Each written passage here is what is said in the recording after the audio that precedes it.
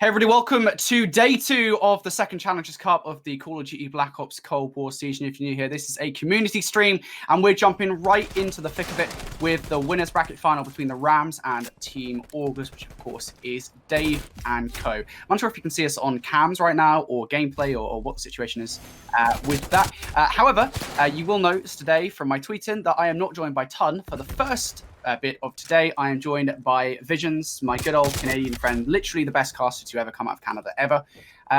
Austin, how you doing, bro?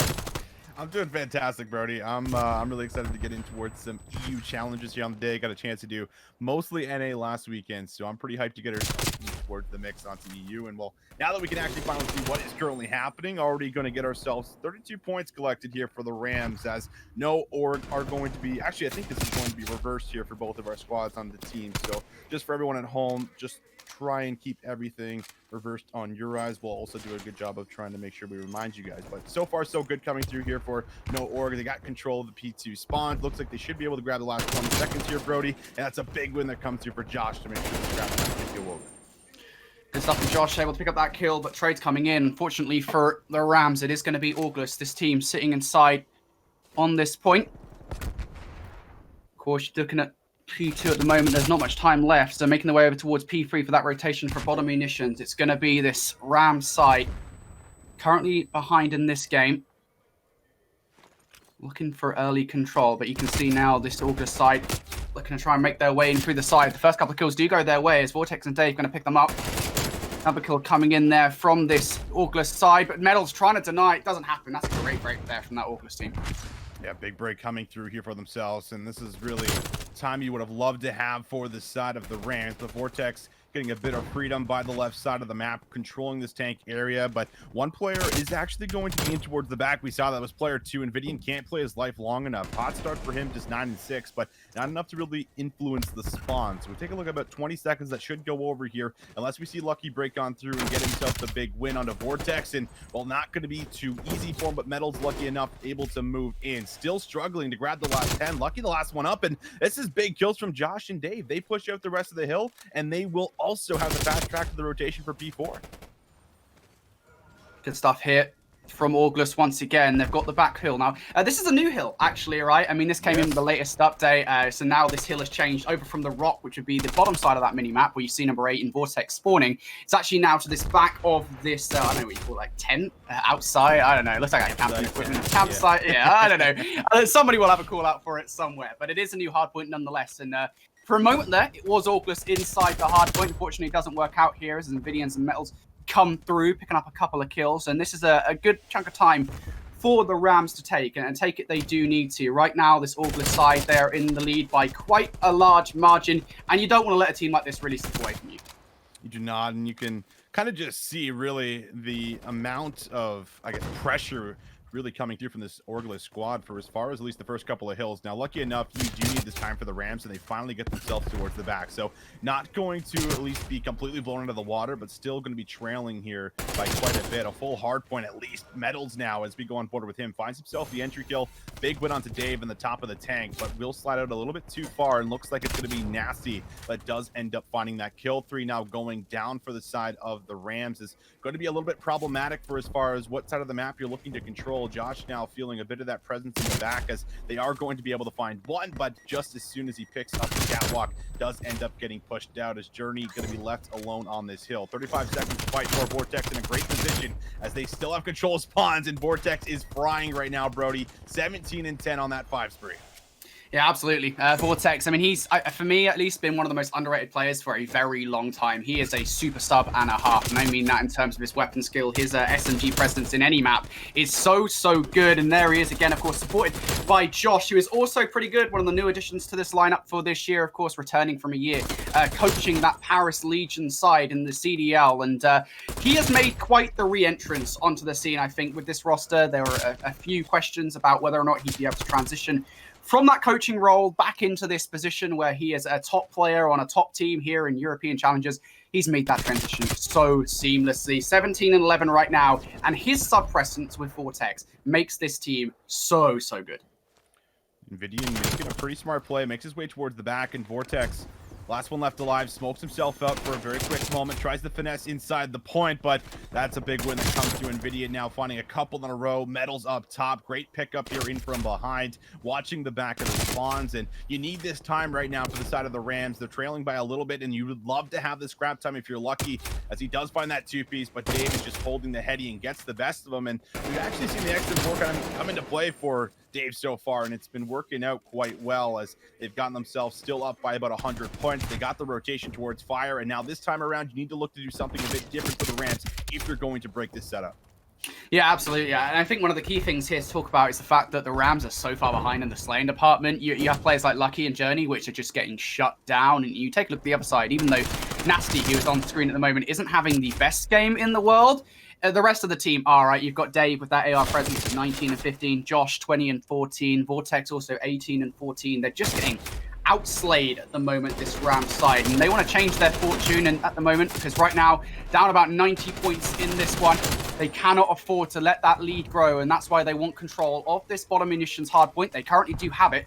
The problem here for this Rams side, of course, is they do not have control of that next hard point. That's the big problem. You can see it on the map, and as I say it, there it is. Great spawn flip here from the Rams. They're able to get all the kills necessary, and that's really important, I think, for the overall game here. Truly beautiful as you're going to try and bring this one back here. You can chain together P3 and P4, and that's enough to get yourself back in towards the game. As you can see it now, 130 points coming through. 60 would just about tie this one up if they can hold it fully, but we are going to see this push start to unfold here right by the street. Envdian responsible for picking up this cross as Dave is hoping for someone to give him a bit of a peek or a challenge. Now working inside of fire and top weapons will be some of the submachine gun players on the side of Orgless. JurNii tries to move in, finds himself one kill, and the spawns should still be in the back, but actually the flip comes through, and this is going to be chaotic as everybody on the side of the Rams was expecting that they would maybe still have these spawns, but they do get flooded, and now Joshh tries to make his way towards the point, but takes it a little bit too much time. So JurNii, Lucky, all winning their one-on-ones, still collecting this time. Dave, the last one in the back, able to at least take one player off the time here, Brodie, but this is still a great comeback coming through for the Rams as they're just down by 40. Yeah, great stuff here from the Rams. And we said, right, if they chain those two hills together, bottom munitions and the back tent, they'll be perfectly fine. And that's exactly what's happened here. Now, as you say, just down by about 30 points as we go into this next hard point. And I think Orgless now know that their lead has essentially evaporated. They know they're going to have to pull off some double time here to make this one work. But we've already seen just how proficient they can be on a hard point like this when you've got Vortex and Joshh roaming around the map with the AK-74U, but what they don't account for is Lucky doing exactly the same thing, comes in from behind, they weren't watching it, also now looking for this kill on a Joshh, unfortunately isn't going to find it as Joshh able to pick up two, but nonetheless, the damage done, it's going to be now Rams inside this hard point. Nastie having some bit to say about it. He picks up one, looking for a second, he gets it, and there it is, the Rams, they get broken straight away. Good news for the Rams here, for a moment, they do still have a player looking for those spawns in Lucky. They had to spend so much time looking for Joshh that they don't have enough pressure on this P1 hill, so Nastie's able to do what he does, and he's trying to play for the spawns, but 4 end up dropping for the side of Orgless, and they are going to spawn right by P4, as you can see on that mini-map. So now they have to try and break on through P1 as well as actually make their way over towards P2. A lot easier said than done, and Lucky's trying to control the back, make sure no one is going to slip on through, and 3 players end up dropping. This is a great chance to take the lead for this side of the Rams, and absolute incredible comeback here on the horizon for as far as being down 100 points, but being able to take this lead on this P2 hill is absolutely going to be the case unless we see the break come in towards the back. Lucky responsible for trying to lock down the spawns, but gonna just throw himself right back on this hill time to soak it up. Huge time here for both of these teams. Neither can finish it off the back of this P2 hardpoint. So they're going to go over towards munitions regardless of what happens. But as we do look towards the annex, these are huge kills to make. Vortex, he picks up 2. There are more kills right in front of him to get. Orgless, no. They can get at least very close to finishing it off the back of this hill. And again, it's just these power positions you find Orgless in. Dave, he's able to pick up 2 off the back of that tank. Brilliant stuff from them. But you take a look at where this Ram side are on the map. They're readying for all the munitions. I don't think they're aware of it right now. Vortex is actually able to sit in the mid. There you go. Some shots coming off from Vortex as he now takes the fight. Unfortunately, isn't able to finish it. JurNii wins an important entry fight onto this hard point, and it is going to be the Ram side in control for now. just need one break. That's it. And that's enough for Orgless to be able to steal away this map number 1. But you could still lock things down for a full 60 and secure the W if you are the Rams. Lucky, important roll by the street. He's got 3 members to his left, and no way the lobby drops in this moment. Not like this, Brodie. No. What? This is one of those times where I'm absolutely hoping that this is an observer problem and not a lobby problem, but I think it is probably a lobby issue. Oh, no. Austin, not like this. Did we get scanned and repaired here, Brodie? Oh, dude. If that hit gets shut down, too, where they're flooding street, where Lucky might be able to pick up, like, 2 players, not expecting him to be, like, right behind the boxes. Like, that might just be a full hold where they make that comeback happen. And now, unfortunately, I don't think we'll ever get to know. But, that's a feels bad. That's a feels bad right there. Yeah, absolutely. It is feels bad. Man, that was such a good ending as well. They were down 100 points. They were down 100 points, Austin. And it was that back-to-back munitions to back tent where they're able to bring it back, I think, within 30, of course, and then managed to get a large chunk of time relatively off the back of that tank kill as well. So super unfortunate there for really, I think, the Rams. Even though Orgless was 6 points away from victory, the Rams, they did a great job of bringing that back. And I'm pretty sure, as you said, one shutdown of a push and they might well have won it off the back of munitions. So that is quite literally, I mean, it's not the worst moment in the world. Could you imagine if it was like 249? But nonetheless, that is super, super unfortunate. But it does give us an actual chance to preface this matchup and everything, because unfortunately we did kind of get thrown into it. We were completely unaware of how everything was going to go today, considering we were looking at losers round 2, and then we were wondering when winners final was going to start, simply because sometimes these teams want to give themselves a little bit of time in between their winners round 2 matchups and the winners bracket final, because right now the winner of this match, when they do end up winning it, they have to wait hours without essentially doing anything going into the grand final. So that is the situation they find themselves in, and that's why you kind of, generally speaking, see teams wait. That's not what happened. So we were kind of in between casting a losers round 2 match and doing this, but we did decide to do this in the end, as I'm sure a lot of Spanish fans in the chat will be super happy with. But as I was saying, let's preface this matchup with sort of how these 2 teams have got to this point in the tournament thus far. So this Orgless side, I mean, last week they got 3rd in the overall bracket. Unfortunately, I think they lost to Singularity in the losers bracket final. I mean, they're looking pretty good this week. They don't have to worry about either Singularity or House Taft now, because they did just beat out Singularity in the prior winners round 2 matchup. For this Ram side, though, they've had a bit of a more tumultuous path. I think it was back in the round of 32, we actually really wanted to get this match on stream. They actually had to face the Toronto Ultra side, essentially, with Cammy and Insight. I think Madcat and Momentous was joining them there. So the Rams have definitely not had an easy path to this point. No, definitely not. And I mean, this entire roster, I feel like, is really interesting, because you have people like, Mettalz and Lucky that did come off of that Ultra roster from last year. And if I'm not mistaken, I don't think Lucky got any playing time. It was just Mettalz that was kind of coming in near the middle of the season and near the end of the season, trying to come in towards that 5-man roster here. So you have a lot of stacked talent that didn't necessarily get a full year of competition that came through, which is, I think, one of the biggest thing for, a lot of these sub players that were on the bench last year for the CDL. So I think it's definitely exciting to see these 4 guys come together, and there's a lot of talent, I think, individually between them, and putting that together now and trying to replicate, what is going to be a strong team, and being able to build some of that chemistry over the course of the season should be very exciting for as far as what we're going to get in this matchup, because there is a lot of players here that I think have, a great argument for as far as being on a really good squad. And in JurNii, I think, replicated that a little bit last year within the challenger scene and whatnot for us. So it is going to be, I think, very exciting against a team that did just come off of what was a dominating year, right? I mean, you look at Dave, who has just been one of the most solid ARs. I feel like there was an argument that Alan, I Hold Shift was certainly throwing out there for as far as, hey, Dave looks like he might be one of the best ARs in challengers. And that is something that you can absolutely, continue to ride going in towards these games. And we saw that last game as well, where he pulled out the XM4 and he was still frying. He's showing us a little bit of versatility. So both of these squads completely stacked up. And I think that's when things get exciting for us, Brodie, when we get towards these top 8s for each region. It's just like there's so much talent here in these pools that you don't know which way it's going to swing. And it's always just exciting to see it kind of unfold for us here on stream. Yeah, absolutely. I mean, you mentioned the Rams there, right? This roster that I think is the new addition to Challengers this season, essentially, right? Of course, with as you're saying, Lucky and Mettalz, they unfortunately didn't make the cut this year with the Toronto Ultra, and I think that's probably for the best for the Toronto Ultra side, simply because of the fact that their roster is so good this year. I really think, you know, you take a look at the old, I mean, I'm sure you love that, man. You're Canadian yourself. But this Ultra side, I mean, while we get the chance to talk about it quickly, you know, it has gone from strength to strength. And Mettalz did get the chance to play last season, and he did prove his worth, I think. Unfortunately, just didn't make the cut on that starting lineup. Saying that, though, these guys are still CDL professional, essentially that level of play, right? And that's the scary thing, I think, for a number of players last year.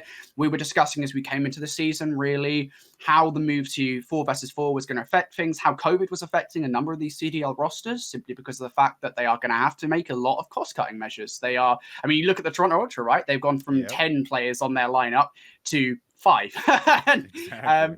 Yeah, exactly. And you are going to get, therefore, a lot of these players fall into Challengers, and RAMS is the team, the addition to European Challengers. We've seen a lot of them over there in North America, but not so much here in Europe. RAMS is, I think, probably the best posited team for that kind of roster, where you have this Lucky and Mettalz coming from the Toronto Ultra. You've got JurNii coming from the Atlanta FaZe Academy from last season. So it really is, I think, a new addition to European Challengers. It kind of has shaken things up a bit. I do consider them a top 4, top 6 team at the moment. And hey, if they beat out Orgless here, they guarantee themselves another top 3, another top 2 this event, sorry. So it's going to be super interesting to see sort of how they end up when the dust settles this season, because obviously, you know, as Tan and I were just discussing yesterday, it is going to take a while, I think, for everything to really settle down in Europe and the meta to settle as well, especially when the 16th comes, because December 16th is coming around, and there is going to be a lot of weapon tuning and changes with that update. Yes, which is going to be an interesting shakeup, because it's like right before Challenger Series too, right? And I mean, a lot of players that might be, you know, super good with this Krig right now, or super good with this AK-47, whatever it might be. I guess the AK-47 not so much in the European scene, but I mean, there could absolutely be some change-ups for as far as what we're going to get, and going in towards something like Challenger Series, where these guys are trying to prep, trying to get better, and they're trying to put on that insane individual performance. Might have to adapt on the fly very quickly, only getting a couple days of practice going in towards some of that. So yeah, it is very interesting, I think, to see it kind of come together here for us, for as far as what we're getting. Now, the good thing I think that we do have for as far as changes as we talk about the meta and whatnot for us is going to be at least that smokes are in play here within the EU scene, which is something I feel like needs to happen for North America, because it almost feels like it's unplayable to like attack some of these objectives without that smoke. I think Moscow specifically is one of those maps where it's like when you're playing Control right now, it's like there is no way to almost break that A zone unless someone just completely goes God mode and turns into Zeus and one towards them. Essentially, that's how it kind of feels for as far as how that plays out for us. So the smoke at least being able to open up different opportunities is something I've been a fan of, and we saw that kind of work out for us in Crossroads here and there, being able to smoke off a lane at the very least. And we get the movement of P4 as well, where you can smoke off at least the street, for example, and make that push happen through fire, make that push happen through top weapons to be able to influence the spawns and whatnot. So definitely a lot of change ups, and yeah, these guys are gonna have to be ready to kind of just adapt on the fly for as far as what we're going to get in some of that weapon tuning at the very least. And I mean, we have seen at least a lot of weapons in the meta, which is probably my favorite thing about Cold War right now, Brodie, is how we have, like, we just saw the XM4 come in for Dave, we saw the Krig, we've seen the AK-47 at least in other regions right now. We've got a couple of subs to play with. This has probably been the most fun meta I think we've had in Call of Duty in a very, very long time, which opens up, you know, a lot of different comfortable opportunities for these players that kind of just can pick what gun they want to use, and they're not forced to use one particular gun because it's just the best in the game, essentially. Yeah, like the weapon meta has already changed quite substantially. I think that's one of the key things, right? MP5 used early on. I mean, that's kind of, it just got nerfed out of the meta pretty much straight away. Of course, we are now seeing the AK-74U as the primary sub. I think it's fair to say at the moment that the ARs are more powerful in current meta, at least. I think that is a fair assumption to make. The Krig 6 and, of course, the XM4, which is something that we don't see that often, but it is being used, I think, and it's an acquired taste, I think, for a number of these players, and that's where you're seeing some players pull it out every so often. I would like to see more. I kind of envision a world in which it's kind of funny. Could you imagine a world in which the M16 and the Org are not G8? Oh man, that would be so. It would just be seeing 8 M16s. Yeah, there'd just be 4 on the map. Yeah, absolutely. Yeah, it would be quite something to see. So yeah, so I believe we're going to get into a game now. Apologies for the restart, guys. The lobby did crash. That's unfortunately the reality of a game that's still this early on in its life cycle. So they will probably fix this December 16th. We shall see. But still, we're going to get back into it then, and it's going to be map number 1 right from 0-0, I believe, for these two teams. Yeah, looks like we're starting right over, I would assume, for us, and we'll get ourselves right in towards P1, where this time around it's going to be a little break here, 50-50 forward. No one really getting full control. Finally, Orgless able to at least get that touch. Dave controlling tires here, watching the outer street, and very important power position that we'll see used here quite frequently, as there's still a good 30 seconds to fight for. Dave now looks to pick this up as he's got some teammates in around him on catwalk. Might do a little peek underneath the tank and does get himself some team shots here on towards 1 as the double shout comes through. Dave with a big play. Won't be able to shut down Mettalz, but the trade is good from Vortex. Oh, Mettalz just slaps down Dave, having absolutely none of that there, as you now see Orgless on this hard point. They're looking to get the remainder of this time. They've also got eyes on that next hard point as well, which is pretty good. You see Vortex making his way over towards that next hill. It does get 1 kill, unfortunately, is going to fall before the second. But Nastie has his 6, able to cover it and takes down Mettalz. So good first start here from Orgless. They get the majority time off the back of P1, and they're also looking towards P2, and Dave just pounces up from the grass, able to pick up 2. Unfortunately, he is going to fall before the 3rd. But still, damage done here. Orgless doing a great job to hold on early on in this one. And again, look at the start here from Vortex. 7-2. As I said, super underrated sub player. Vortex has been fantastic here. I mean, very explosive to kick off this series. And now we'll have Nastie inside the hill, responsible for trying to shut things down up front. Can't get the job done onto Lucky. But Joshh is right behind him. Might be able to play for this pinch. Finds Lucky. Tries to battle it onto Mettalz. But Mettalz with the AR just going to be a little bit too good here, as he's got a couple players in front of him by Garage. Can't take down either one. Nastie finds the entries. 20 seconds to fight for here. Only 5 seconds picked up. So Rams with back-to-back slow games. And they had to do this last time, Brodie, where they had to play for the rotation for fire. This time, they're not even inside the hill just yet. And they are still battling for spawns. And Nastie is being a bit of a thorn in their side right now, as he's trying to bust on through. But Lucky is there to pick him up, as Vortex is here with his squad to see if they can try to break the fire.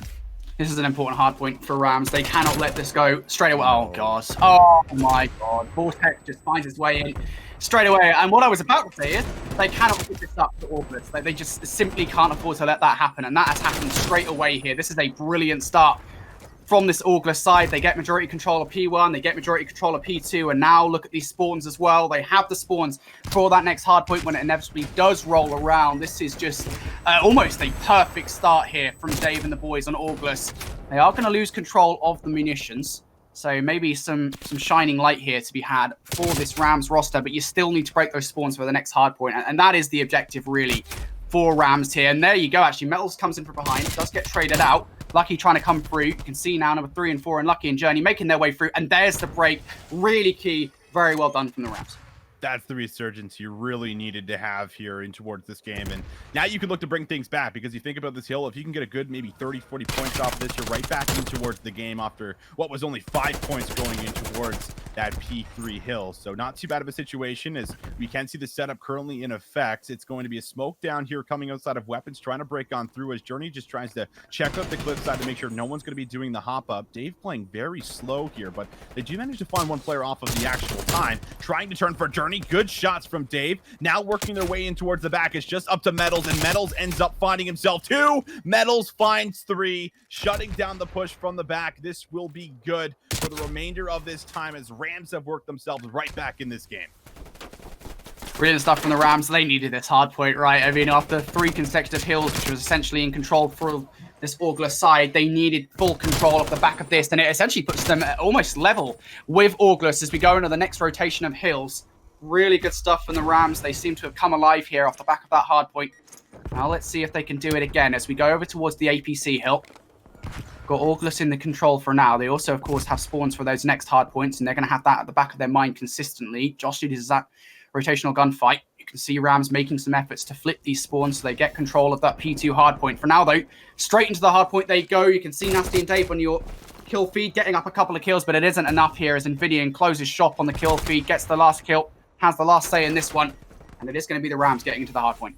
Mettalz looking for a big break here. He's been great inside of this P1 hill, but won't be able to win that initial gunfight. Vortex and Nastie now, the sub duo getting a bit of work done, will be able to bait and switch effectively. So making them work for the scrap time, not letting it go over easy. Nastie now finds himself on 4 in a row as everyone comes off that back spawn by P4. Vortex is here once again. Nastie falls. Vortex is in. Nastie is just, or rather Vortex is just here, always able to at least contest this time, making things very difficult right now for the side of the Rams, and they need to get themselves in towards the back as they grab the scrap time. JurNii is trying to set this flood up as the trophy goes down, smokes are out, stuns going out, everything you could imagine, and Joshh now responsible for trying to watch the push through to make sure spawns do not get influenced. This is big from Orgless. They need to get full control off the back of this hill to re-establish the lead that they once had. Winning the first gunfight, at least, is going to be Dave. Envdian, unfortunately, gets a team kill onto his teammate. That's going to make this push a lot harder to pull off. But never mind. Envdian, Mettalz, and JurNii have no problem whatsoever. They find their way in, able to break in for the last 30 seconds of time. And if they get the remainder time, which they likely will, as long as Orgless do not push for this time, they will manage to take the lead off Orgless here. Lucky in from behind, almost good to set up 2 in the middle of the map, and this is that tough decision. Do we hit this one more time? Do we simply play for spawns? Joshh wants to play for some exits here, but will be sniffed out from Envdian. So 10 seconds just left on towards the hill. Rams actually able to take the lead off the back end of what was, you know, an 85 to 5 points, something along those lines, going in towards this hill. The last rotation is now going to be in control for the Rams, but Dave is set up first. He's trying to stop this push as he finds himself a second here, moving in for what will be the last 2 members. And this push has been stuffed pretty much here for the side of Orgless. Last player lucky will end up falling, and now you're going to have to regroup for the Rams as they are being torn apart on the street side. And oh my God, Vortex with the snapper finds himself too. Oh my goodness, I pray that I have a shred of gun skill that Vortex has, man. He is just, that AK-74U in his hands, it is just nasty as hell. 25 and 14, having one hell of a game thus far, again, discarding the hard point with that weapon, doing a great job of it as well, as Orgless continue to control this hard point. But there you go, Lucky picks up 2, jumps up, takes down Joshh, no problem at all, as now the Rams trying to pull off the same maneuver they did previously where they take the spawns away from Orgless. They are completely unaware of Nastie in the back, though, as Nastie does get one. Unfortunately, it isn't enough. And now Orgless, they find themselves in the same position they did before. No control over this P4 hardpoint, and this is a really tough one to break. You want to usually do this through the street side. You want to get a smoke down so you can allow your subs to push up here. So the trophy's going down, not going to be easy. However, Nastie kind of just moves his way right through, and that's enough to flip out the spawns. Lucky the last one alive. So off the first push, we are going to see a break. And Dave responsible for picking up the street side that we just saw the break come from. Now Rams need to do and replicate the exact same thing. Nastie able to find some good shots on towards JurNii. The push coming through the smoke. 3 go down. 4 is going to be the last one here for Mettalz, and Mettalz also falls as soon as he gets that touch. So Orgless with some great rotations, big gunfights coming through in that first hit. That's enough to give them a bit of a comfortable lead heading in towards the reset of the hills. Short lead. It's what Orgless have. That was a great break on those 10 hard points. You kind of really need that. But now they find themselves in a bit of a precarious position. They haven't been here previously, where they are not in control of the spawns for P2, but you can see themselves gearing up for this push in as Vortex slides his way through. Isn't even able to pick up the entry frag here as JurNii takes him down, but Nastie and Dave has his 6th. Trades coming through though. Rams going to come out on top as Lucky and Envdian take down 2 players from this Orgless side. Rams holding on to this hard point for now. Lucky gets shot through the APC. Dave going to be responsible for that one, but Mettalz on this backline, ready for these players to push through, but doesn't even need to worry too much. Just JurNii able to pick up 2. Unfortunately, the cover isn't there. Pushes a little bit too far through. Orgless able to break in for this time, and this is an important 30 seconds. Just look how close Orgless are to that 250-point mark. If this goes their way, it'll be a worrying time for the Rams. Rams have to be careful just overextending here and not giving up the spawns. They're doing a good job of contesting this P1 hill time, like you said, as well as at least having presence on the P2 side of the map. As you see player 2 off screen, that's Mettalz. He ends up picking up Catwalk and finds 1 player on the rotation. Envdian finds 2, moving in towards P1. And now Rams set up for what could be, honestly, just how game number 1 had looked the first time through on the reset. where it's just back and forth, coming down to some of these P2 hills, and JurNii trying to find some of the players on the late rotation here through the street side. Joshh, the first one up, trying to make his way in towards the back here. Gets some good timing, but JurNii will be watching over Lucky. They end up finding Joshh, and now this is enough to at least fend off a bit of the push. It is staggered. Lucky finds a second as he is still alive, trying to push up. Finally, they have some map control, and we'll see if they can now get into the hill. An important 30 seconds for both of these teams, and this is a bit an awkward position really, because you take a look at where these spawns are for the next hard point. You can see now Orgless, they're spawning in behind for these last 25 seconds, and the Rams, I mean, realistically speaking, they don't desperately need to push this. It'll be nice if they can get a hero play in and get this time, but at the same time, they do also have those spawns for next, but there it is, the kills coming in the trade. It comes down to a one-on-one. Nastie versus Envdian, and Nastie comes out on top. He wins the one-on-one. The last 5 seconds are going to go his way, but look at these spawns for next, Austin. It is going to be in control for the Rams. They have control of munitions, and I'm getting a little bit of deja vu right now because this is exactly how the scoreline looked before the break last time. And Joshh off screen, he's playing for spawns in towards the back. He gets the great timing. This could be enough to flip things out here, but instead it's going to be set up for a pinch. Nastie waiting for Joshh to move in, but Joshh does fall. Now Nastie makes his play, but Mettalz and Envdian holding their ground, winning it on the one-on-ones. Now it's 221 to 233. Anyone's game, but Orgless not in control and need to find the break. Dave finds the first one, moves in towards the hill. Mettalz locking it down, so Dave forced towards the back where he might be able to get in behind P4, but the game could still end for us right here on towards P3. JurNii with a big win, turns for Dave. Dave needs to find two, but it's Nastie. Finds the 2K, moves in as Dave finds the last one, and this might be good for the win.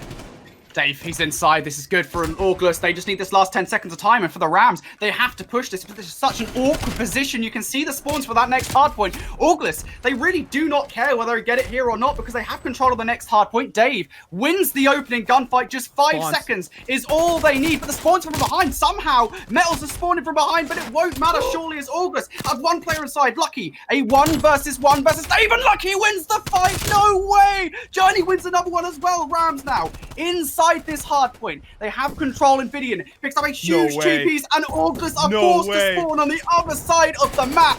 The Rams, they take it 250 to 249. What have I just seen?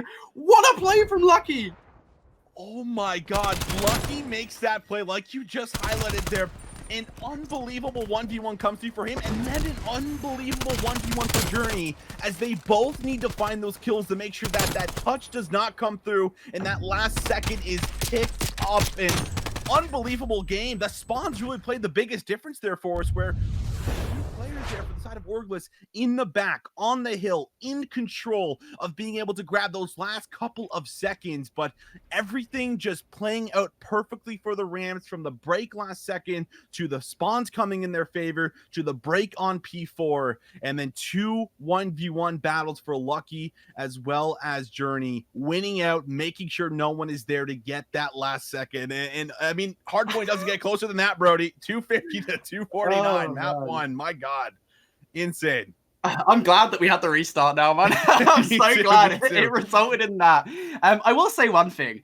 I need to go back and watch that again. I will be watching that again later on. I'm sure there'll be a lot of people flipping out on Twitter because that player 2 spawn, I don't know who it was. I can't remember for the life of me which. I think it might have actually been Lucky that spawned in from behind. That was wild. If he doesn't get that spawn, that is done. There is no way on that earth that the Orgless lose that hard point. So a little bit of luck does go in the favor of the Rams, but you cannot take it under them as Lucky wins that one-on-one versus Dave. Absolutely huge. And then Envdian follows up with 2 kills. It essentially shuts the door on game number 1. Rams, they come out swinging. And again, you know, we came into this and we were talking about how we felt this was going to go with Rams and such being this brand new team into challenges that are so good. And they definitely are showing it here. But just what a game 1, man. Austin, if this is anything to go by how this second Challengers Cup is going to go on Sunday, oh, man, I'm so glad that we're getting to cast this. Yeah, give me a lot more of that. I'm absolutely willing to blow out my voice here before North America kind of kicks off, and we can keep getting games like that for sure. Just, I mean, insanely close. And you look back to, you know, both games where, for anyone that just tuned into that one, we did have a reset of the first one where it was kind of lining up to be a similar sort of storyline where they need to find a break here for the side of Orgless. And that's kind of what gets flipped on their head for the side of Rams. They need to find the break, and they do, and they send things towards the P4 hill. But I think it's just like 2 slow starts there again for the Rams, but they have great composure, like keeping themselves in the game. We saw what was 85 points to 5 points when we moved over towards P3. Like the Rams were down bad, and I mean, we look at that game, you know, in a different situation where they get broken on that P3 hill right away, and then they end up, you know, holding the majority of the time. Orgless might just simply just run away with that game, and it could be a blowout. So great composure, honestly, coming through for the Rams to be able to stay in that one. Just kind of going back to what we had talked about, where you can chain together some of these P3 and P4 hills, and you know that is good for a massive chunk of time to get yourself back in towards the game. So really props to them for being able to do that and then end the game how they did when it came down to those final seconds. One we absolutely have to go back and watch here. But I believe we have Search Destroy, of course, coming up next year for us. Not sure if you know the map or not, Brodie, but I don't. Should be interesting to see how this one kind of plays out here, because I imagine Orgless got to be a bit frustrated with that one, right? The spawns aren't there. They have control of P4. They lose by a second. I mean, no one's ever happy about that situation, to be fair. I just can't stop thinking about that spawn, Austin, man. That spawn is just, man. The COD gods were on the Spanish side there. That is absolutely for sure. I would like to go back and just see what caused that spawn, to be honest. Like whether it was just like a rogue spawn that the game decided to throw out, or whether somebody was pushed too far up in munitions. I'm really not sure what caused it. Nonetheless, though, I mean, that was just insane. What a great ending to map number 1. Again, we're unsure what the map number 2 is going to be for this one. We'll be Search and Destroy regardless, though.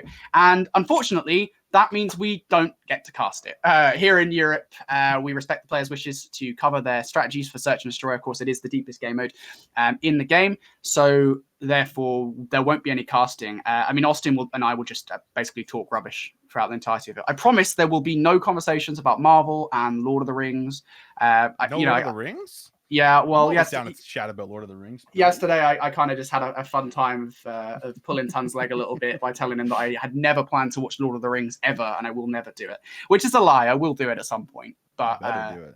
But I haven't done it so far, which is I think enough just to willing to enforce that right there, Brodie. All right, that is a series you have to watch. That's like. Are you a big Star Wars fan or I'm a huge Star Wars fan, man. Star Wars fan. All right, Lord of the Rings is like the Star Wars for us medieval, I guess, people that enjoy that genre, I guess, is what we'll say. All right, that's fair enough. Yeah, I've heard good things. You know. Yeah, I've heard good things about Lord of the Rings. I'll definitely watch it at some point, guys. I promise. Please do not kill me today. All right, I promise I will watch it at some point. Yeah, I mean, yesterday was bad enough. I think it was. Everyone was ripping through Ton for his Marvel opinions, and then they came, I kind of inadvertently turned it all on myself for saying I hadn't watched Lord of the Rings, which I regret. Absolutely. So we're going to be getting into game number 2 very shortly. Apologies for the delay, guys. I think the lobby is just taking its time in getting set up. But I guess we can take this time to talk about European Challenge generally then, because I mean, I hope you get to cast more of it this year, Austin. You know, primarily you are casting North American challenges at the moment with Shift and Andy, who I believe I think you and Shift will be starting stream today. Maybe is it Andy? Yeah, I think Proper and Alan, I believe, are starting stream, and then I'll be coming in for the second half once we finish up EU Grands and whatnot.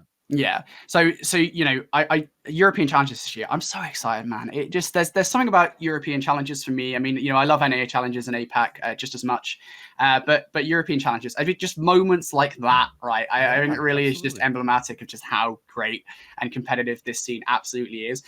You know, there isn't one team that currently sits above everybody else at the moment. I mean, even House Tough and Team Singularity, which are 2 teams that had a great start of the season, right? I mean, you saw House Tough win the first Challengers Cup. Singularity ended up winning the Astro Gaming Community Showdown.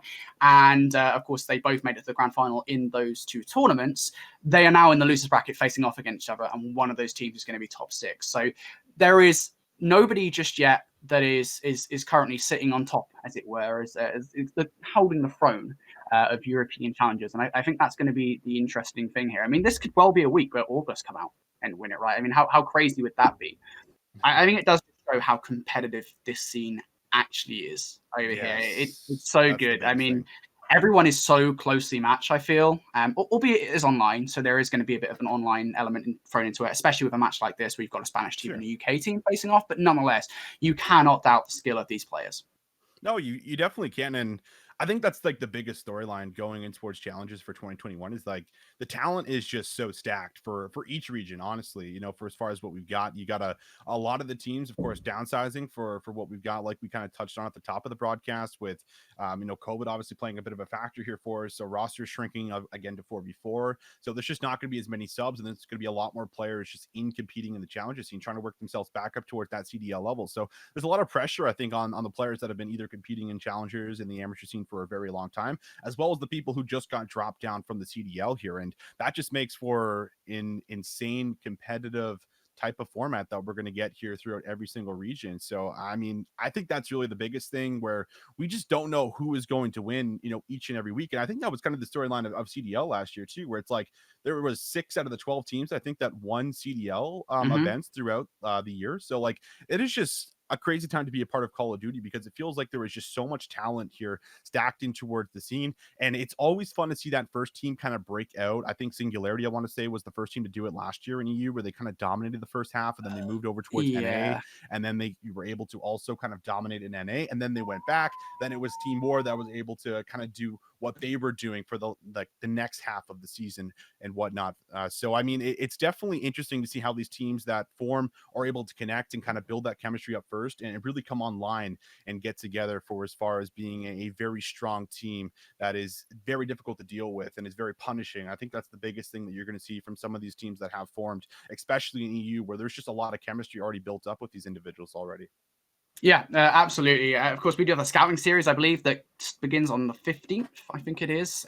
So that's going to be super interesting, I think, really just to see, you know, how that goes down. It's a chance for a number of these players to prove themselves to the organizations that still have spots remaining on their rosters. Of course, Paris still have 4 spots, it would seem. So, looking at that Challenger series. You know, I don't know what's shocked. going on there. I'm shocked, right, that this Team War roster, because of how much they dominate that last game, last year, sorry, right? I am shocked about how much that roster didn't get picked up this year. Like, none of them. How did that happen, man? I'm completely blown away. And you know, you made this point, and this isn't just about that Team War roster, by the way. This kind of does apply to, I think, the Singularity and Connect 5, as it were, and such like that. You know, I'm just, if you look at a player like Dave, you know, you and I were talking about the fact at the top of the broadcast that he could be the best AR, not only in European challenges, but challenges as a whole. Yeah. And I absolutely agree with that sentiment. I don't understand how you wouldn't look at a player like that for the CDL. I don't understand, especially considering he's floated around pro circles for years, right? I mean, you go all the way back to Epsilon, which is a year we won't talk about.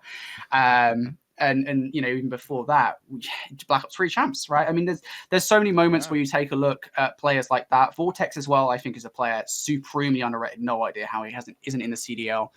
It just, honestly, the one thing I want to see at some point in time, it will never happen, is CDL teams facing off against these top challengers teams. That's the scouting series that I want to see, because for some of these CDL teams, I don't think it would go very well. I'll say that.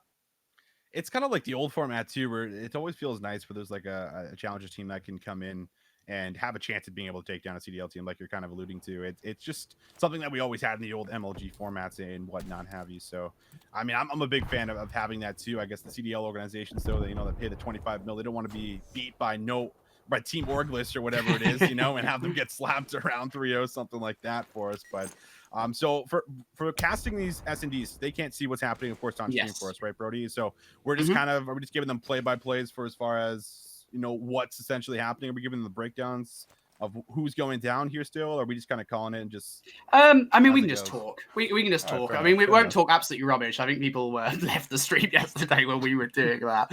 But we will talk about, sort of generally speaking, that conversation. I think that is an important conversation to have overall, really. It is just... how many of those CDL teams? I mean, obviously, this is in a world in which that does happen. There's a multiverse, of course, that does absolutely exist, and there is a universe where these challenges teams do get to play CDL rosters. And really, the question is, how many of these challenges rosters would beat some of the lower level CDL teams? I mean, I look at like the rumored Paris roster, and this isn't a knock on those Paris teams, those Paris guys at all.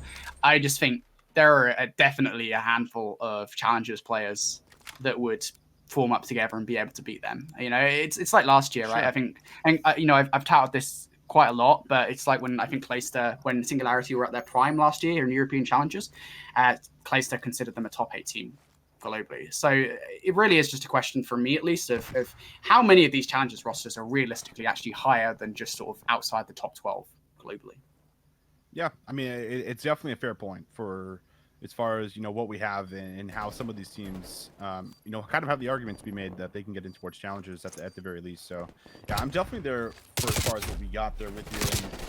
And this is actually a little bit interesting for this game. Everyone that is currently wondering what's happening, 1-0 at least so far here for Orgless. And I'm kind of curious in your thoughts right now, Brodie, for as far as the S&D meta, because I'm kind of like in the spot where it's like you need an effective sniper player right now in this meta, where it's like if you don't have a strong sniper player, I feel like you're just at a massive disadvantage for as far as your squad, and it can be kind of difficult to fill that role as well. If you just don't have any sniper players on your roster, it's kind of like, okay, well, we need someone to fill that role because it's just such a massive influence on the map right now, and you can do some nasty things with some of these quick scopes that we've seen. I think I was watching like APAC last week, and it was like I was seeing what Mido was doing, I was seeing what Luca was able to do with this scope, and it just feels like it's just so rewarding when you have someone who's able to just find those picks for you and work these nasty angles.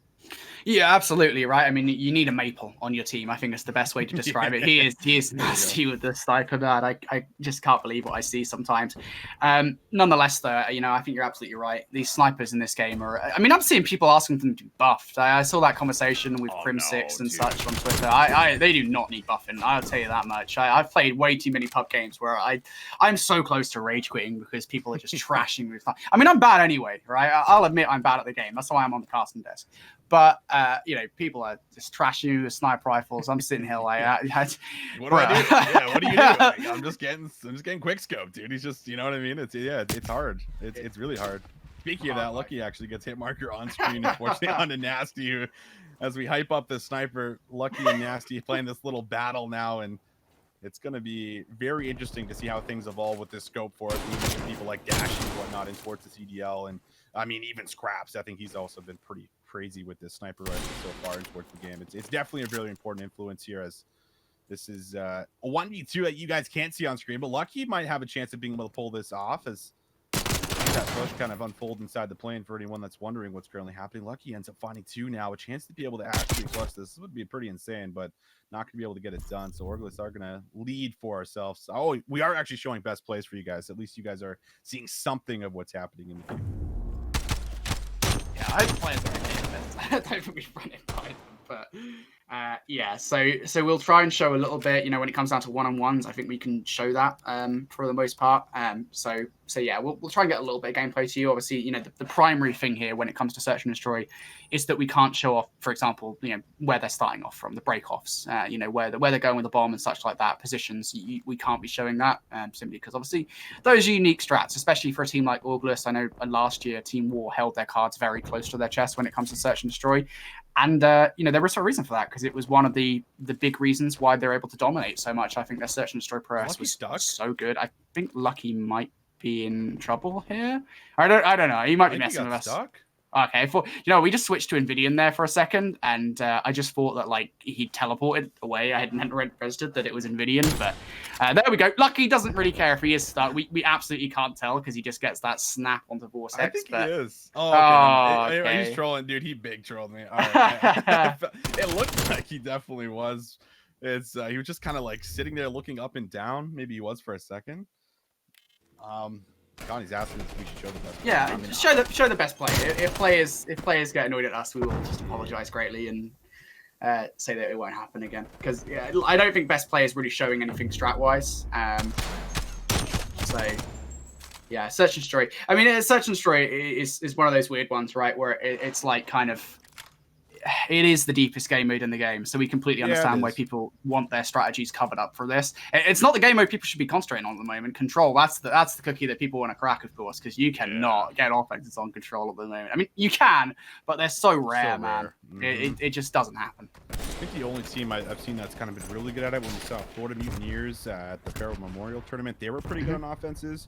And I think it comes down to just like stalling the clock and like chipping away at lives right now for as far as that game as we get into it. But yeah, I mean, other than I think there's one challenges team in NA right now, Baby FaZe, also known as Wester. They've been pretty good on their offenses as well. But yeah, it's definitely the big thing to crack for as far as what we're getting. But Search and Destroy, I kind of do get, you know, not wanting to give over strategies, and we do block the mini map for, you know, North America and whatnot as well to at least try and make sure that we are blocking some of those breakoffs. But right now, 2-2 is what we got, at least in towards this game. It's a pretty tight one. And anyone that missed map number 1 as well, I mean, Rams had an insane comeback. It was 250 to 249. So just know that we are in for an absolute barn burner best of 5 series here between both of these squads.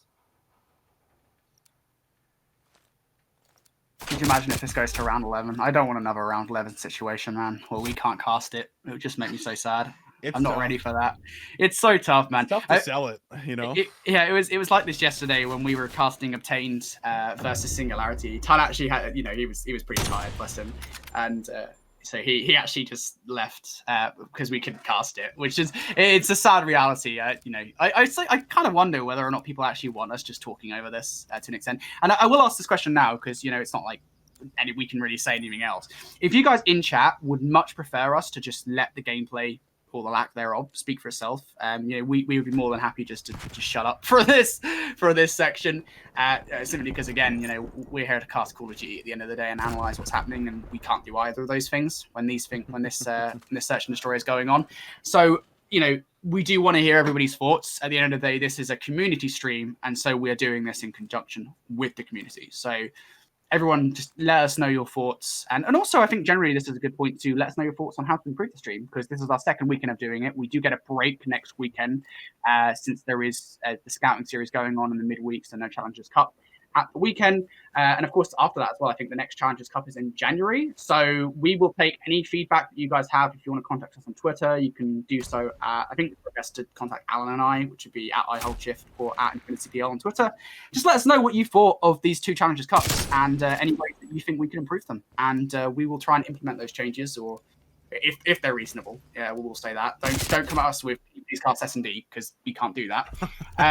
But if there are any reasonable changes that you like to make, we would most probably implement them coming into the January Challengers Cups. So yeah, keep us tuned in to what you guys want. But yeah, please do let us know with these search and destroys what you guys would prefer. And I have to change the map count on Twitch, so I've been told. So I will do that now. 1 second, guys. Nastie's been off to a nice little start here in this search and destroy. 8-2. Talked about the scope. Finding 4 in a row. Just so interesting to watch these guys work these angles that I'm sure you guys have seen, at least in some of these guys' streams individually. It's truly been remarkable. But Checkmate, I think, is a really interesting map for as far as how it plays out for us. I mean, I'm not sure how much you've gotten to play it yourself, Brodie, for like some search and destroy, but I feel like there's like not a lot of flow to how this map kind of plays out for us. Both bombs in a really interesting spot where there's not a whole lot of cover and you can't really get control of the site fully. You're kind of just dropping the bomb and hoping you get it down. It feels like in a lot of these cases, it's a really weird, I think, map in the rotation for at least search right now. It's so big. I think that's one of the key, I wouldn't say problems, but just factors when it, you know, to take into account with this map. It's so big and you need plane control. Like, if you don't have plane control, you don't have control over the map, I think is the big thing here. You can cover a lot from that middle plane. So, and you can see that right now. I mean, you guys obviously don't get to see this. It's a one-on-one now between Nastie and Lucky, and Lucky comes out on top with the sniper rifle. We were talking about the efficiency of it. Lucky is just too good, man, with this sniper. Someone in chat was at me when I said that we need a main force, saying, no, you need a Lucky. And I kind of get what you mean now. Yeah, it's a fun battle, and once we get to CDL, like I'm just it's gonna be so exciting to see these battles unfold. For seeing people like Simp, you know, like with the sniper rifle, seeing people like Dashy, or whether or not it's Formal, because Formal's also been pretty nasty on that optic squad with it. Yeah, there's a lot of things to look forward to for this upcoming year, and it's gonna be nothing but a good time for sure for as far as what we're gonna get here. But I mean, Lucky is 6-5 for anyone. They can't see scoreboard, or can they see scoreboard, Connie? Can they see the top? Okay, so they can see. Yeah, I mean, you can see some of the snipers with the hot starts. Nastie 10-3, and Lucky, of course, top fragging here with it As Nastie finds yet another first blood. This man's just been on one, it feels like, for as far as this search and destroy. And oh my god, Nastie finds another pick. Yeah, it's just like when you have someone like this on the map that is just finding these picks, it's just opening up that middle plane that you kind of just highlighted there, Nfinity, where you're just being able to allow easy access, and Nastie finds the third one as well. So like it's just like if any challenger teams do not have a sniper player in search and destroy right now, it almost feels like you're just at such a drastic disadvantage that there's not really a lot that you're going to be able to do when you play up against a good scope.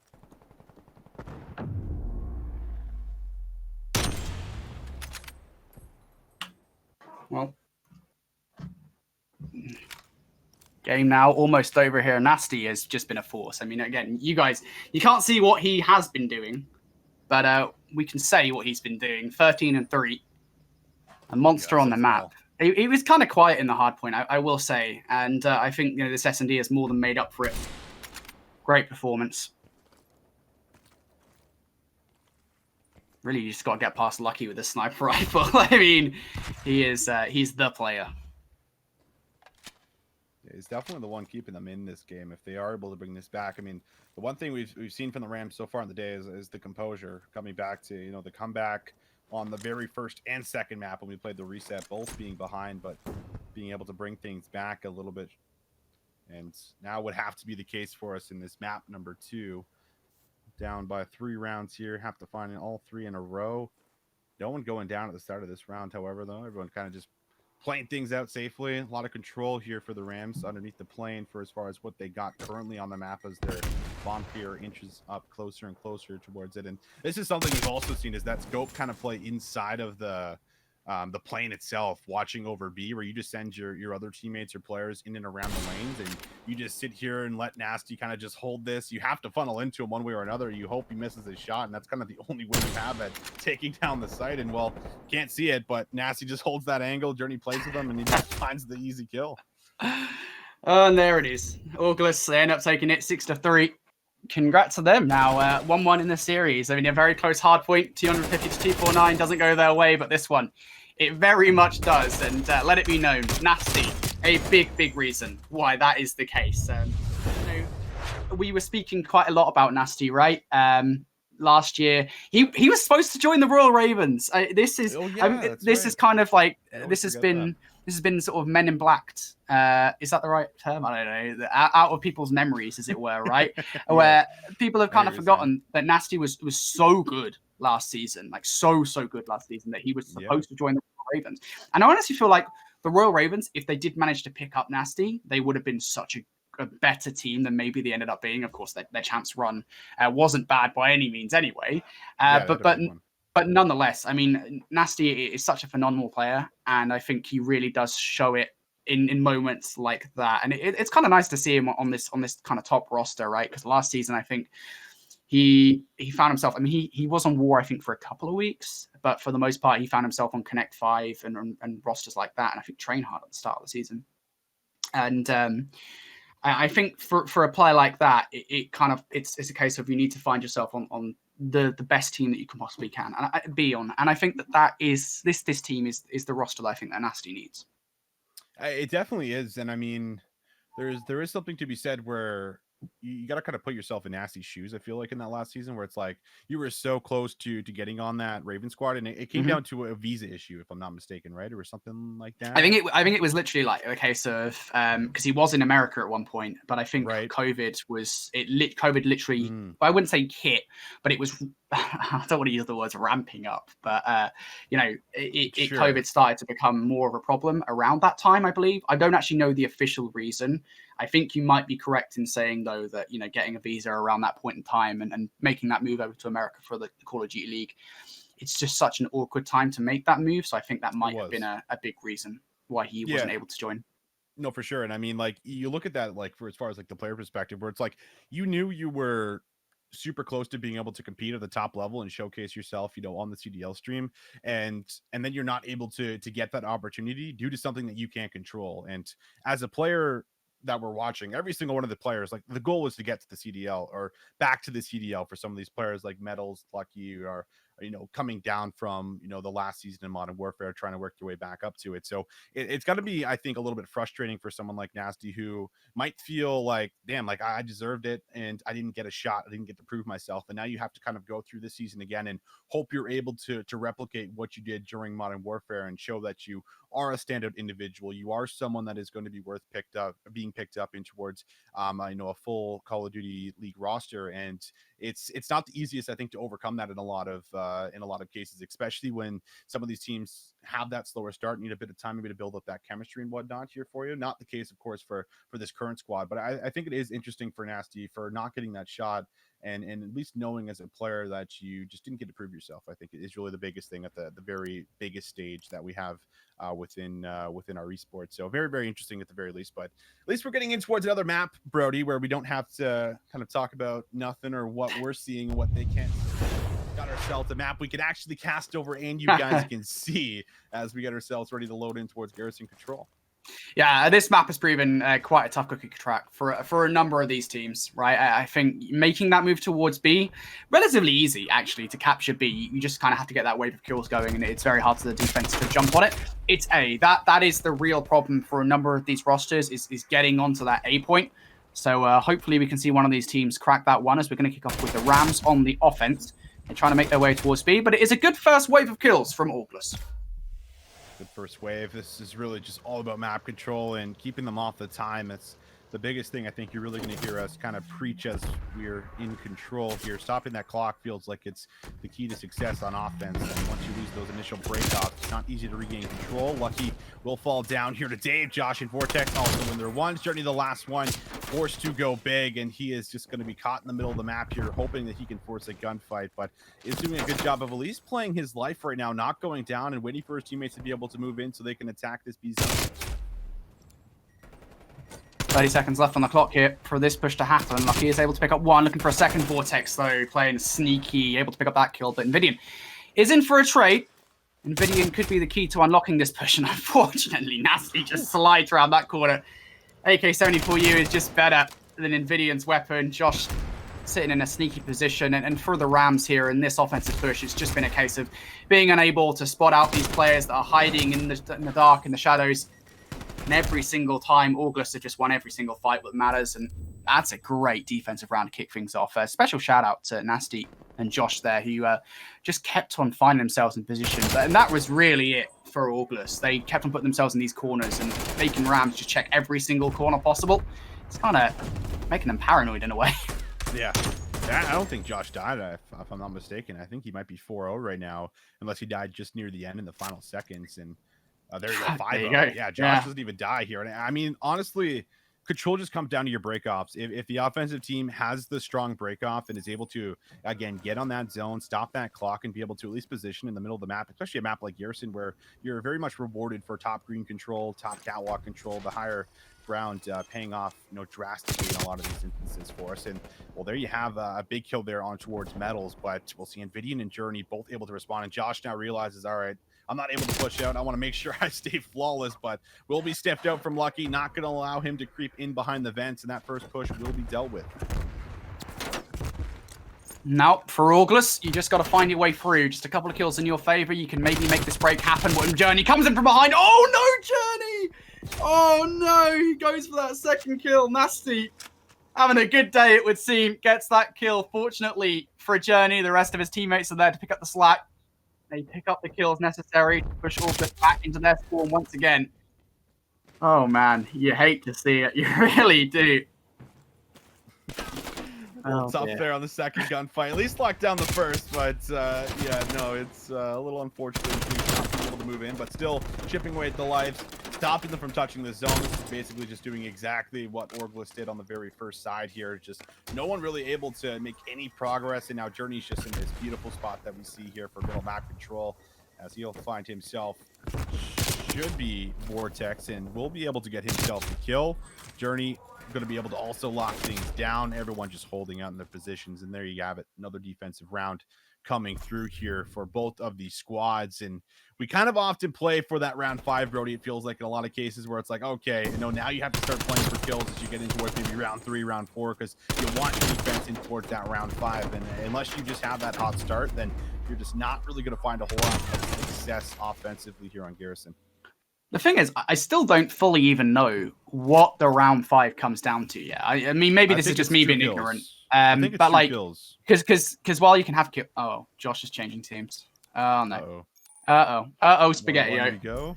1-1. Well, I mean, if they do restart, it will have to be a full restart because obviously round number 1 and 2 for round number 5. So unfortunately, folks, we are going to have to see potentially a restart for the series, depending on what's wrong. It might be some wrong rules that they just noticed 2 rounds in, but regardless, restart for Garrison Control. I mean, for both of these teams, I don't think they're going to care that much if it is going to be a restart, simply because of the fact that both of them had great defenses. They didn't even let them touch the control point, essentially, for the offensive side. So kind of unfortunate that we are going to see a restart. It'll be our second of this matchup that might just take an eternity to complete. That's true. Yeah, the first one resets. What was it? Host drops as we get in towards the final rotation. Super tight game. This one, at least, not in the same type of high regards for as far as at least how deep we were in towards the game number 3. But yeah, I can't imagine either team here being too frustrated with how things have played out, since both teams have just locked things down defensively. And there's really not been any kind of a surge of offense that's came through here for both of these squads. And I mean, I'm kind of interested right now for as far as control. I think the big topic that at least I've talked about here with Proper and I think Shift is like there was just not enough time on the clock for as far as, you know, how some of these pushes are set up. And then on some of the maps, I think the zones are a little bit too difficult to really try and attack and get a hold of offensively here. But I think the biggest thing right now is like an extra 30 seconds going up is something that I think would at least help, so that you could not only just have the extra time, but be able to, at least in some rounds, play for the lives and not feel like, oh damn, we're up on lives here offensively by 10 kills, but we just can't capture the zone, so they're naturally going to win because their spawn is closer. So being able to at least maybe add that 30, I think, is the biggest thing that I've kind of come in towards, you know, with an opinion with, I guess, for as far as the scene that we kind of need going in towards control right now, because it just feels like you lose that first push, you're then taking, you know, a good 20 seconds, 25 seconds to move up in towards the map as a team, try and regain control. You lose that second push, it's like, okay, well, now we're just trying to touch the zone and see if we can just get there, and it comes down to desperation more often than not. No, I think you're fully right. You're absolutely right. We need an extra 30 seconds on control rounds. And not only that as well, but I think these control points need to be captured much quicker. I think that is the consensus, at least among us casters here. You know, I've had the same conversation with Ton yesterday. He agrees. He thinks that that's sort of the way forward here for this. Obviously, you need to test these changes before they're implemented. You don't want to just make these changes and then all of a sudden it becomes an offensively sided situation. So there will be significant testing before any changes are made in this game. Just to give you guys an update on exactly what happened there. So I'm sure you were reading it in the chat. I believe that Nastie got a scan and repair.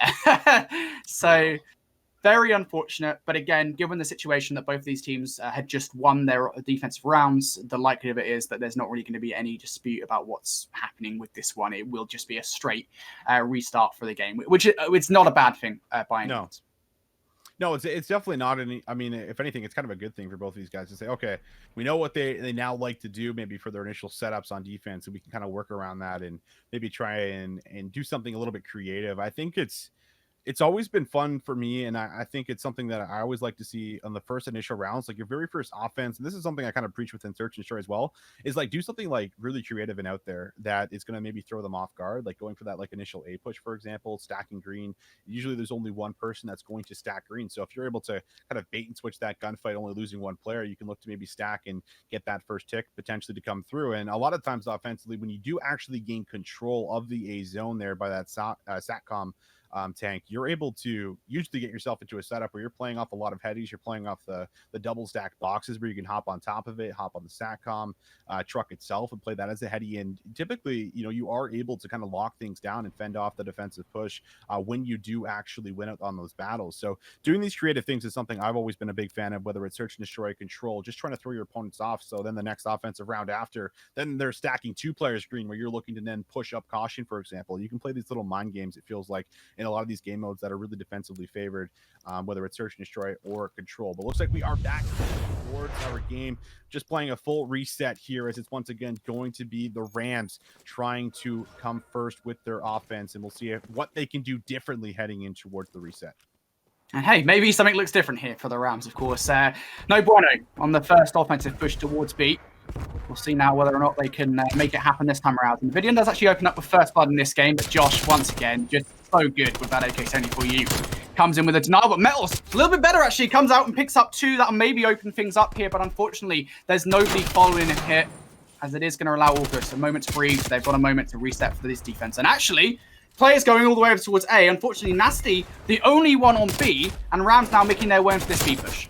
Yeah, they could funnel in here, and Dave is kind of left alone as he might just look to push all the way through, but doesn't exactly have an idea on where all the members are. And, well, one will be on that staircase as Dave does end up falling to Envdian. Nastie goes for the double chow, and it will be a trade good from Lucky. Second tick might actually come through as secured. It's a double stack on the zone. Both players playing very close in lights. Vortex wants to make that move, but Lucky reads it beautifully. Finds himself now on what will be a couple of kills. Envdian yet to die. Almost finds himself Joshh, but Joshh from in behind able to find a couple of key kills.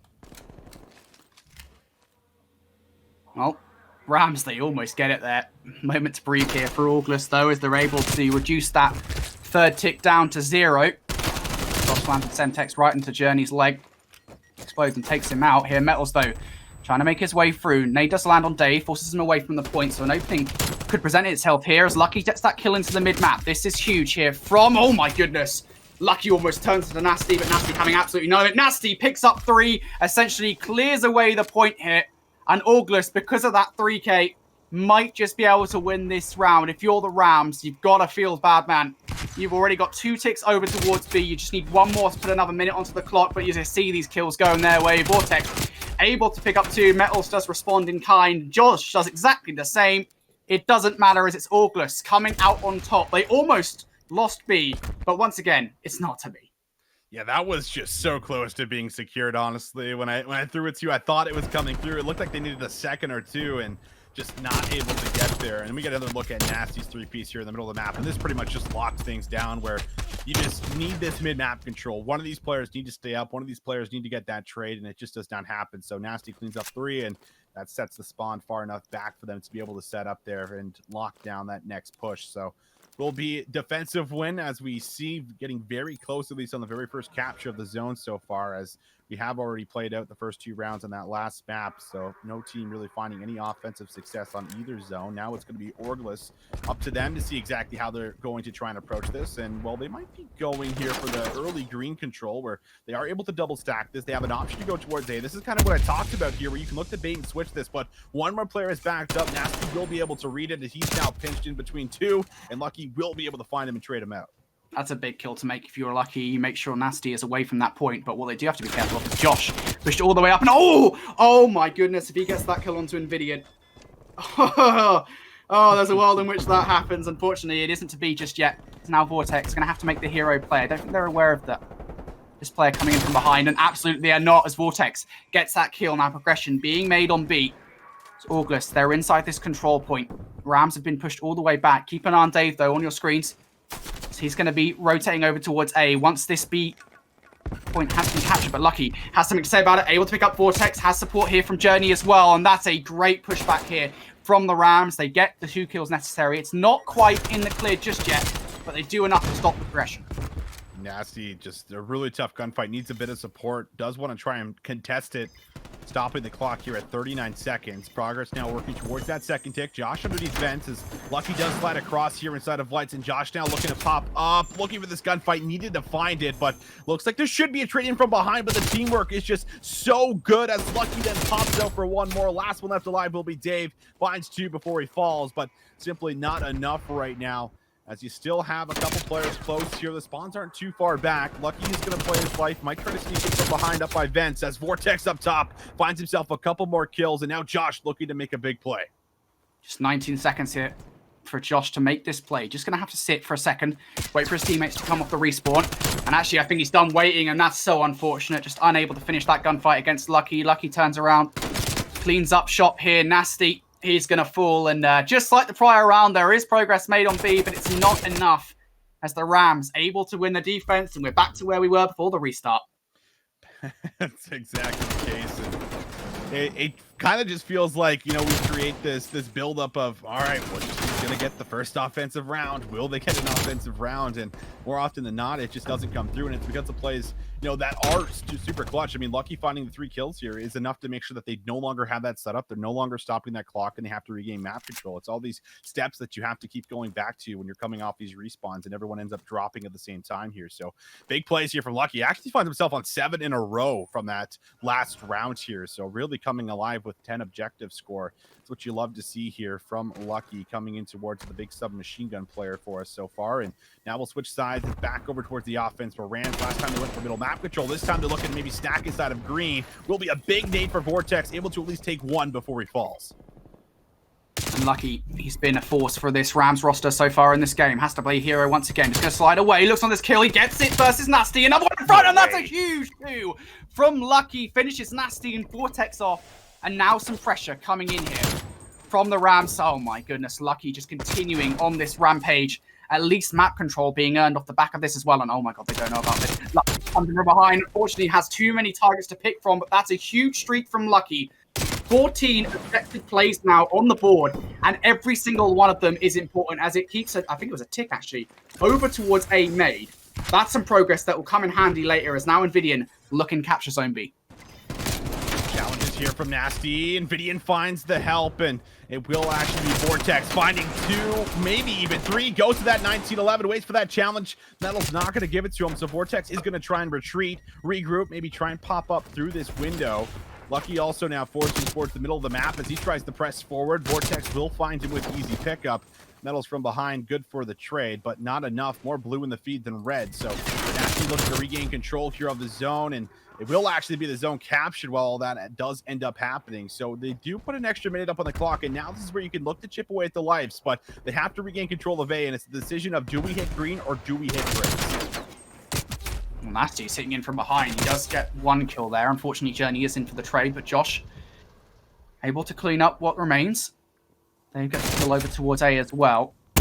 All these kills going Orgless' way. Now, they want to establish a map control because there's quite a lot of time here that Rams can make one push work for them. They, of course, do technically have a small life advantage as well with 1 more respawn than Orgless. JurNii just trying to make his way through. The shots, unfortunately, do not connect to a kill. And this is great, really, play from Orgless overall here. Even though JurNii does break the streak of kills going their way, they are establishing some great map control for now. But you do feel like for a moment here, you've got Dave and Nastie on this A point. There is very much control in the mid-map. That's a spot. That is a spot. I don't think they'll know about this as well. So Dave could essentially just sit there and wait for these players to come through from control. For now, for the Rams, they seem kind of just content with sitting here. They are ready for a push, though. You can see them winding up.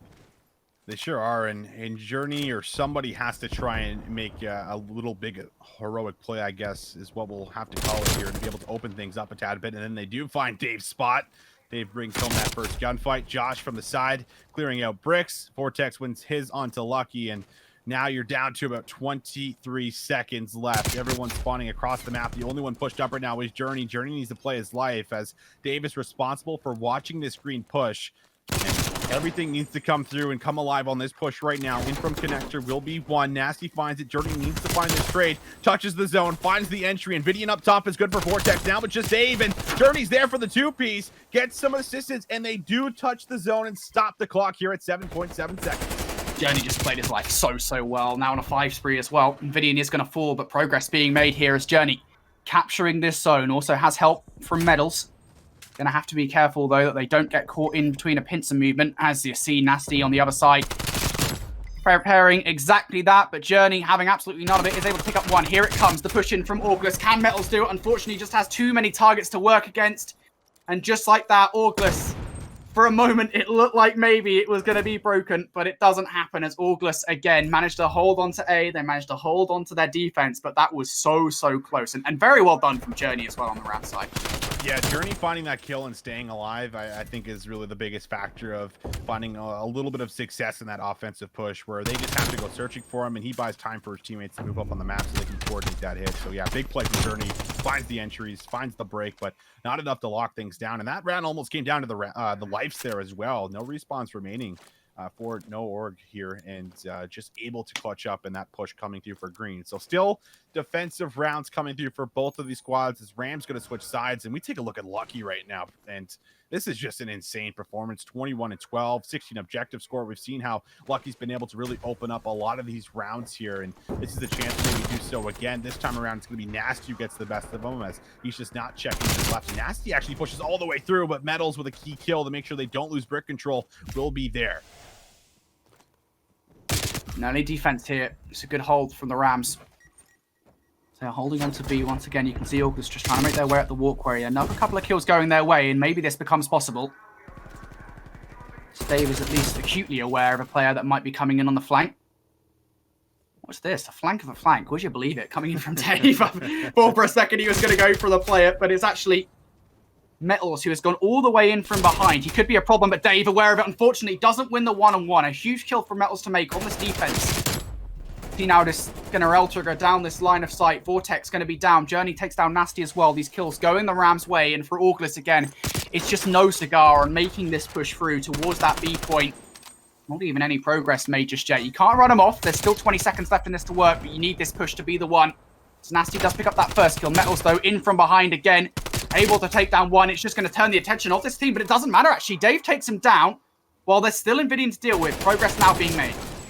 Progress being made, but Envdian still behind enemy lines. Joshh needs to win this, and he does. So there is still a chance here, but you have to play some perfect offense for as far as making sure you do not get off this point. 12 seconds is all they have, and Vortex, couple players will be challenging out. Mettalz able to win the first one. Challenges for the second. Nastie able to find the trade here, but once again, the clock now playing a factor. Joshh needs to hop on this, but wants to find one in the middle of the map. Tries to grab two. Joshh does find the two-piece. Stalls the clock, and his teammates now in from behind. The reinforcements are here, as the first tick should be secured. Only 3.5 seconds, and they can't leave this zone.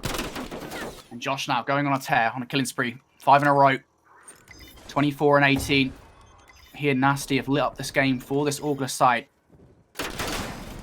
But they need to just do it for a little bit longer here. They are going to capture the point, and with 3 seconds on the clock, Austin, they managed to add another minute. Another minute. Life's still tied here, 10 apiece, but only about a minute worth of time to get yourself towards that A zone that has 0 progress made, and you have no map control. It's still not looking very good. Dire situation for the side of Orgless. JurNii also pretty far pushed up here along the crate side. For anyone that might be starting to make this rotation towards green, you have to make this hit count. Joshh, I believe, finds himself one. Mettalz will get tagged up from this stage just barely, as Nastie tries to win the gunfight. Won't be able to bring it home. Right beside him is Lucky, who finds himself one. To the pistol, Mettalz goes. He finds the second, and still no one close to green. No one close towards this A zone. This one should just be chalked up to get another defensive win, as there's about 15 seconds left on this clock. Envdian not showing signs of giving up green. And well, with maybe one last push, there could be a chance to actually stall this clock. There is. So trying to keep things alive. Lives are going to be in favor of Rams, but we could see a big hold come through for the side of Orgless. This is huge. The kills go their way. There is Nastie again. He picks up 2. Vortex also on a 4 spree. We've just seen the Rams in this very position. Unfortunately, it was a collapse, but this time around, you can see Orgless. They are a lot more organized than the Rams were in that very position. Lucky looking to make this first fight. He does so. The slide comes through from Mettalz. He wins a fight now. It's just down to Joshh. Inside this point, he is going to fall, unfortunately, again. Just like Rams in the last round, it's all for naught, Austin. And we're in for 2-2. We're going to round 5. When does a control not go to round 5? That's more to the point. That's really what it comes down to, and it's always fun to see how we go from round to round as things slowly get better and better offensively. And I honestly thought this one was actually chalked up the defense. I felt like there was no way they were going to be able to push through, but Envdian just unable to stay alive top green. There's a chance here, but once you get fully wiped, you no longer just have the ability to be able to stop that clock. And now it's defense here for the Rams, which is the biggest takeaway. Both teams having themselves strong performances on the last 2 offenses, but now Orgless need to do that here again, as they have to get themselves, hopefully, the B zone maybe a little bit quicker this time around, so they can add extra time here for themselves to get towards A. Well, this is not what you wanted if you were Orgless. The team that has to play on the offense, sorry, but Nastie has just been an absolute force for this Orgless side in this game. Unfortunately, isn't able to do much over towards A. A little bit of progress made, but not enough to call it a tick. And I mean, this is the problem, right? This is the problem with control. If you're on the offense, sorry, you are just in this position where you have to make this team push towards one of the points. You need everything to essentially go in your favor. Maybe this could be it. It's Joshh and Nastie. They're able to pick the first couple of kills. Lucky does take down Vortex, though, and Joshh and Nastie now get another 2, and this could be it here. They're making their way over towards B. It's going to be Nastie who falls, but Dave and Joshh still up, still around this point. JurNii looking for that trade, does find Dave, so they take care of one of the ARs here in a key power position. Joshh is just pinched inside of lights, but lucky enough, Vortex still alive. Little 360 here for Vortex, and Mettalz and Lucky clean out the zone, but Dave right back off that respawn as Joshh pushes down low here. Not sure if Lucky's going to hear this, and doesn't look to be the case. However, Lucky could still play spoiler in from behind as Joshh does find the first one, moves in for the second, gets himself JurNii, and tries to snap for 3, but Mettalz gets the best of him. The zone, though, still will be captured by Nastie as he hops off of it here for a second, tries to go for a pinch inside of lights, won't be good, and now only 20 seconds remaining for this offensive push. 20 seconds on the clock for Orgless to make something work. Unfortunately, not a single tick yet on B made. This needs to be a push and a flawless one at that. As you see now, Joshh getting control. This might actually be a move towards A, but you need to take out JurNii, who has been such a big problem. They do it. He does get 1 kill, so now it's all on Nastie and Vortex for map control and A control. And if anything, this might just open the door for a push towards B, but you got to be careful because Lucky, he has a couple of players' number. Oh my God, it's like watching Friday the 13th right now. This man is just stalking a couple of players. Unfortunately, isn't able to find any more than 1, but that is such a good play from Orgless. They turn the attention of RAMS over towards A when it's in fact B that they want. They clutched up last time. Lives are really low, so if they grab this extra minute, they could honestly win right through lives. Vortex, cheeky little corner, finds himself 1, snaps for 2. Lucky does get the trade, and Lucky is going to have to play his life as Envdian also backs up. And this might just be a call to simply play for A. 3 players end up coming over towards A here, as it's all up to really just Lucky, seeing if he wants to go for a solo play here. But I can't imagine he would want to challenge this. Everyone lasering down from caution. Only 6 seconds remaining. They have been able to get through green, though, and now they're looking to pinch the hill. Nastie with 2, looking for 3. Nastie going big, trying to clutch up here in the final 5 seconds. Gets the help from Vortex, and this might be good enough to secure the B zone. It might just be, but players still emerging through here. Nastie has a lot of work to do, just wants to capture this zone. Nay's being thrown back and forth. These trophy systems that are down, not doing very much, but Joshh able to close it out. Another minute on the clock, but look at the lives. You said it might just come down to these kills. And that might be the case here. 1 respawn remaining for the RAMS, 2 for Orgless. They have the slight advantage. Remember, there are still 4 kills to be made beyond those respawns as well, as these guys do get to go up once more. But it needs to be a very well put together push here from Orgless. They cannot afford to give this one up to the RAMS. And here it goes, Joshh. Going to put down the RAMS to their last lives here. It's JurNii now out of this round. Joshh forcing the issue, looking for this kill. He loses the one-on-one versus Envdian, but Nastie is there for a trade now. A 3 versus 2 scenario. It's Mettalz and Lucky. Mettalz on point, Lucky round the back, covering behind, and that might just be a problem here for this Orgless roster if they aren't aware of it, and they aren't. Lucky, he can't land the shots, has to be forced away. Lucky is going to die, and now it's Mettalz in a 1 versus 4. Does get 1. 3 more players, but they are going to swarm in here, and it's not going to be done from the RAMS.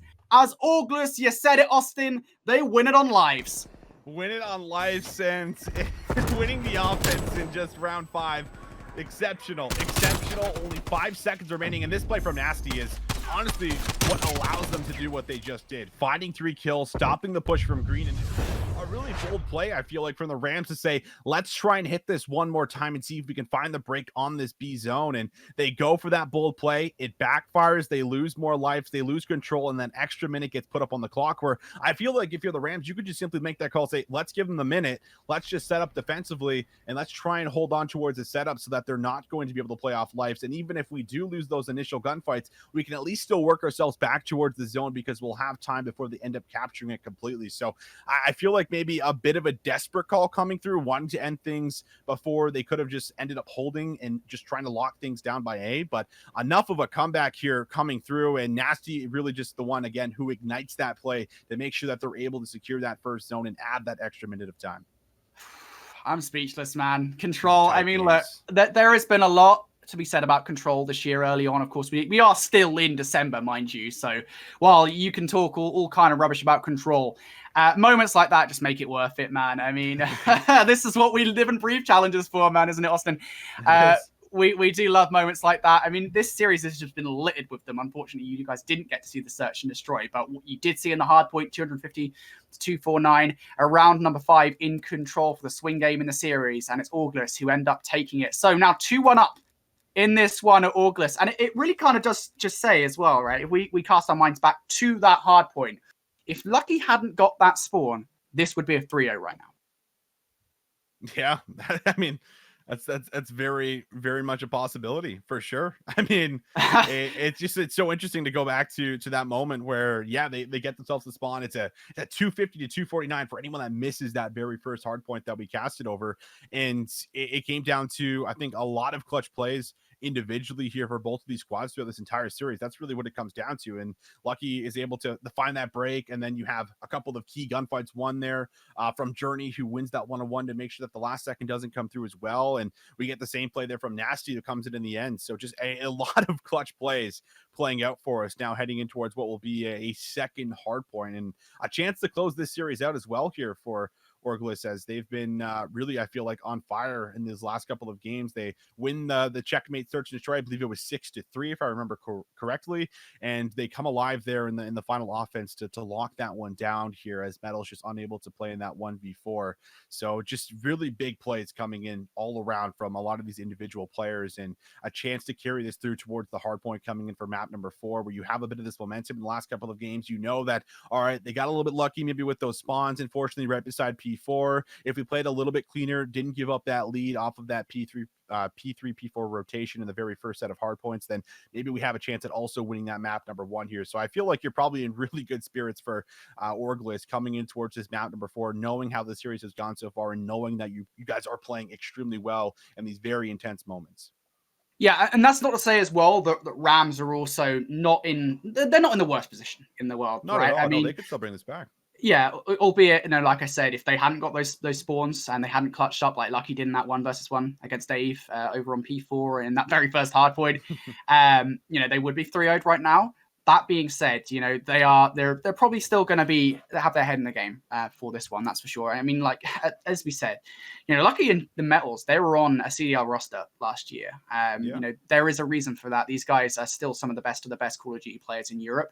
And they're not going to let this one go easily. I'm so excited for this hardpoint, man. If it's anything like the first attempt at Crossroads Strike hardpoint or the second attempt at Crossroads Strike hardpoint, we're in for a great game here on the European Challengers team. And while we're talking about that, I just want to say that we've actually, I know we're only 2 community streams in, but we've actually broken our viewership record from last weekend already, and we're in the winners final here. So thanks to everyone for tuning in.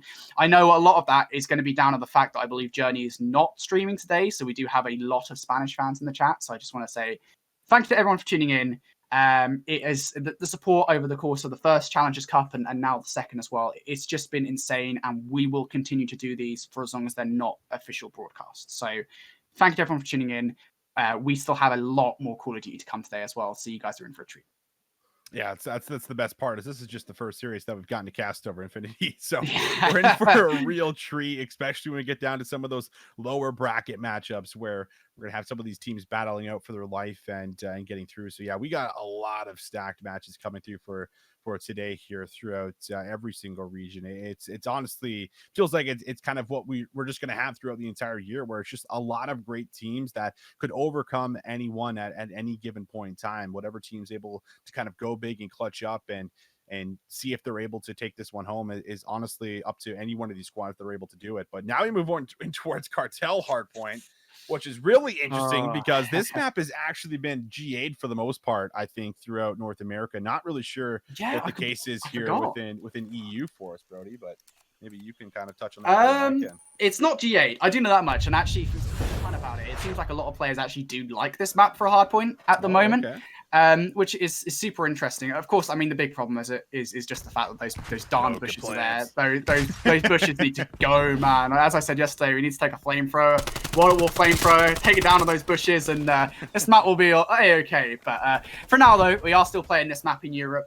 We will see how things do shape up when it comes to the December 16th update, when Raid is back, baby. But for now, we're still playing Cartel Hardpoint, and it seems to be a pretty good map for Orgless, so I'm excited to see how they do against the RAMS here.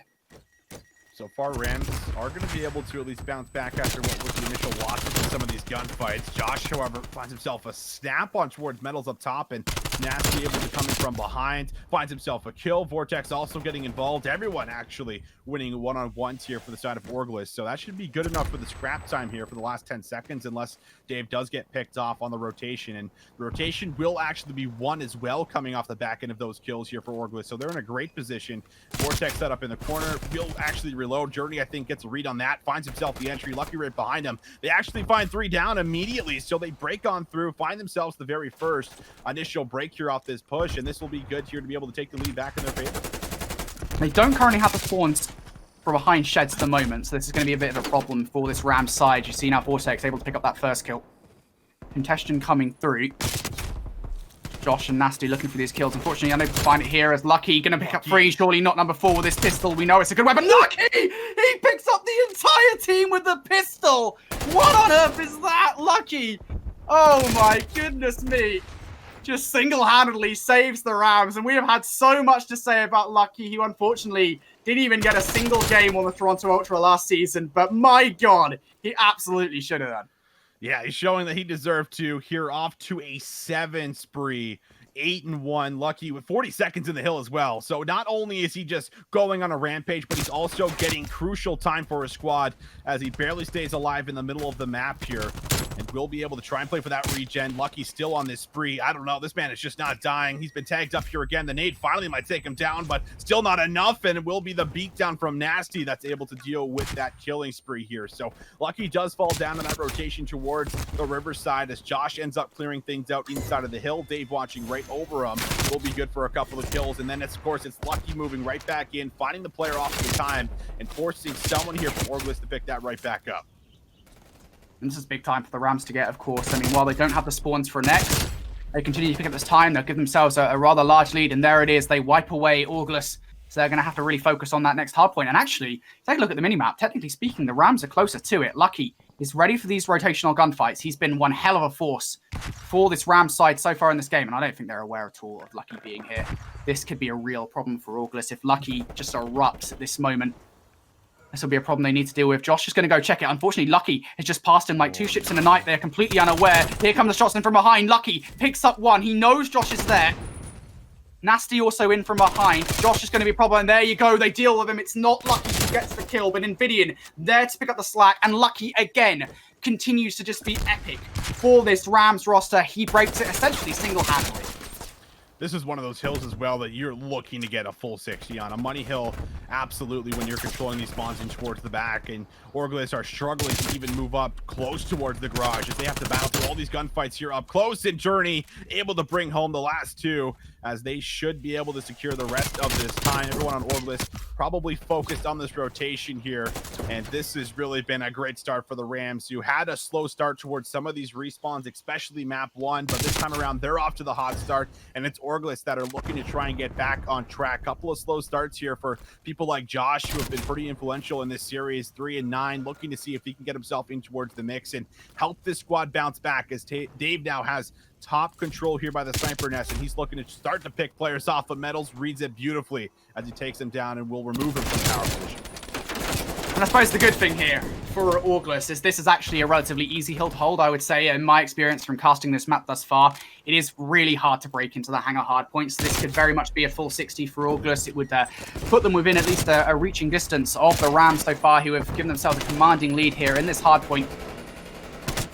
Well, let's see if they can break their way in. It's Dave and Joshh going to pick up the first couple of kills. Lucky does on his way in. Unfortunately, isn't able to get the final kills in. And this is going to allow Orgless to jump back into this hill for the time. And as I said, full 60 essentially going the way of Joshh. As I say, actually, Envdian comes flying in. Picks up 2 kills. Dave is able to respond, though, once again in kind. And Orgless have the final say on this hard point. It will put them within 70 points of Rams. But still, they've got a lot to work to do in this game. Not out of control, but lots of work has to be done. All starts here on P1 as Joshh looks to soak this time up, and well, he loses every single teammate, and it is not looking great for Joshh on the point. Finds 1 before he falls to JurNii, and now smokes go down as the nades come out. If you take a look at the third-person view of everything that's kind of happening right now, and well, we'll go back on board with Vortex. Sees himself a kill on the point, trying to stay alive. Mettalz with a jump shot will be good to take him off the time, but Joshh goes to pick that right back up, and Orgless now looking for what will be crucial time here the last 30 seconds, as well as the fast track to the rotation towards B2. So in a great position to bring this back. Nastie also controls Nest up top, able to pick one off here very easily, throwing that trophy system down, just trying to put that nuisance here, and just watching this cross to the middle. Lucky will be able to deal with them as the last 15 seconds look to go way of the Rams. And again, big time for the Rams. They seem to just maintain this advantage right now of about 70 or so points ahead of this Orgless roster. We make our way over towards Shed's though. You kind of want to see an amazing Lucky play once again with that pistol. Vortex does get blinded on towards this point. It's going to pick up that kill against JurNii. One more to be made, and that's great. Entry kills here from Vortex. Picks up the first couple, and now it's going to push out towards Hangar. And this is huge. As long as you can make sure you hold those spawns towards the back sheds, this is a great setup that Orgless look to employ. And this is also that, situation where it's like, okay, we maybe got a couple more hits before we have to start looking towards this rotation for the Rams here. And you can't afford to lose all this time and then the rotation. So we'll have to see if they try and hit this. It looks like they do have a bit of a pinch taking place. Mettalz from the back is going to set up Envdian for the kill on towards Nastie. JurNii now from the side finds himself a kill, and they do actually find themselves a break. This is great time to pick up for the Rams here. This last 20 seconds would put them just about 200 points. So up drastically, as you can see. Orgless wanting to hit this for the scrap time. They do dedicate a lot of their members to make their way towards this hill. Vortex here forced to go big and does so. Brings home Lucky for the kill. Scrap time goes way of Orgless, but we move back over towards the riverside. First touch will be good for the Rams, and you once again need to find a very fast break here if you're Orgless. I mean, you guys didn't actually get to catch that there, but Dave actually spawned out over towards the garage hardpoint. Literally a moment later, the rest of his team spawned out behind sheds, and Mettalz spawned out right next to Dave. That was the weirdest set of spawns I think I've ever seen in my life. And then actually, as soon as Mettalz was able to get that kill on Dave, he was actually going over towards the rotation. I don't think he had any idea that in Mettalz spawned there, and why would he, to be fair? That's one of the weirdest spawn situations I've ever seen on cast, but nonetheless, it did actually allow Rams to get control of this rotation, and now in a bit of a weird position are Orgless, because they're down by a huge margin in this game. They cannot seem to break this hard point, and they need to make sure that they do not let what happened last time happen again. I mean, Lucky essentially flipped the spawns on Orgless towards this garage hard point. You need a flawless game from here on out, and you cannot let that same thing happen again. You see Dave on the minimap, he has so much to do. He has a really big role to play in the back right now. He does so on the first one. Lucky going to take a longer route from behind. Dave is going to reposition here with the trophy, and he is going to find himself a kill. But yeah, the spawns in the back right now are going to be in favor of the Rams, as you have one player also sitting of a pinch, maybe from warehouse. And that's going to be responsible for Vortex, hopefully, to find this kill. We'll see if he can. Dave in the back does find two off screen. Nastie finds Envdian on that pinch. They're still spawning very deep in towards the back behind Garage, where Dave is just having a heyday. He finds himself on a force spree, doing a great job of making sure the first 30 seconds goes over, but Rams could still end the game here. Make their way in. They find three down. Joshh, the last one left alive, not in a great situation whatsoever. Lucky finds the pickup, and now you need to find a break from the front, but it's all red in the feed. Rams should be able to lock this one down. Lucky looking for a couple extra kills, and there you have it. Hardpoint goes way of the Rams, and we will see a map number 5. Well, we won't, but there will be a map number 5. Yeah, we won't see it. Well, we'll see it, but nobody else will.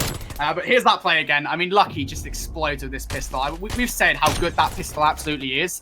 There is a reason for that. That pistol is insane. In any hands, and Lucky employs it so well there to get that 4-piece. Really big reason why they're able to come out just exploding in that game. I think they were able to establish this 80-point lead very early on, and it never really felt like Orgless were able to recover from that ever. Of course, it doesn't help. I will say it. That spawn was so awkward. I don't know if you're able to catch it as well, Austin. I did. It was on the shed's hard point. Dave spawned out over towards back garage.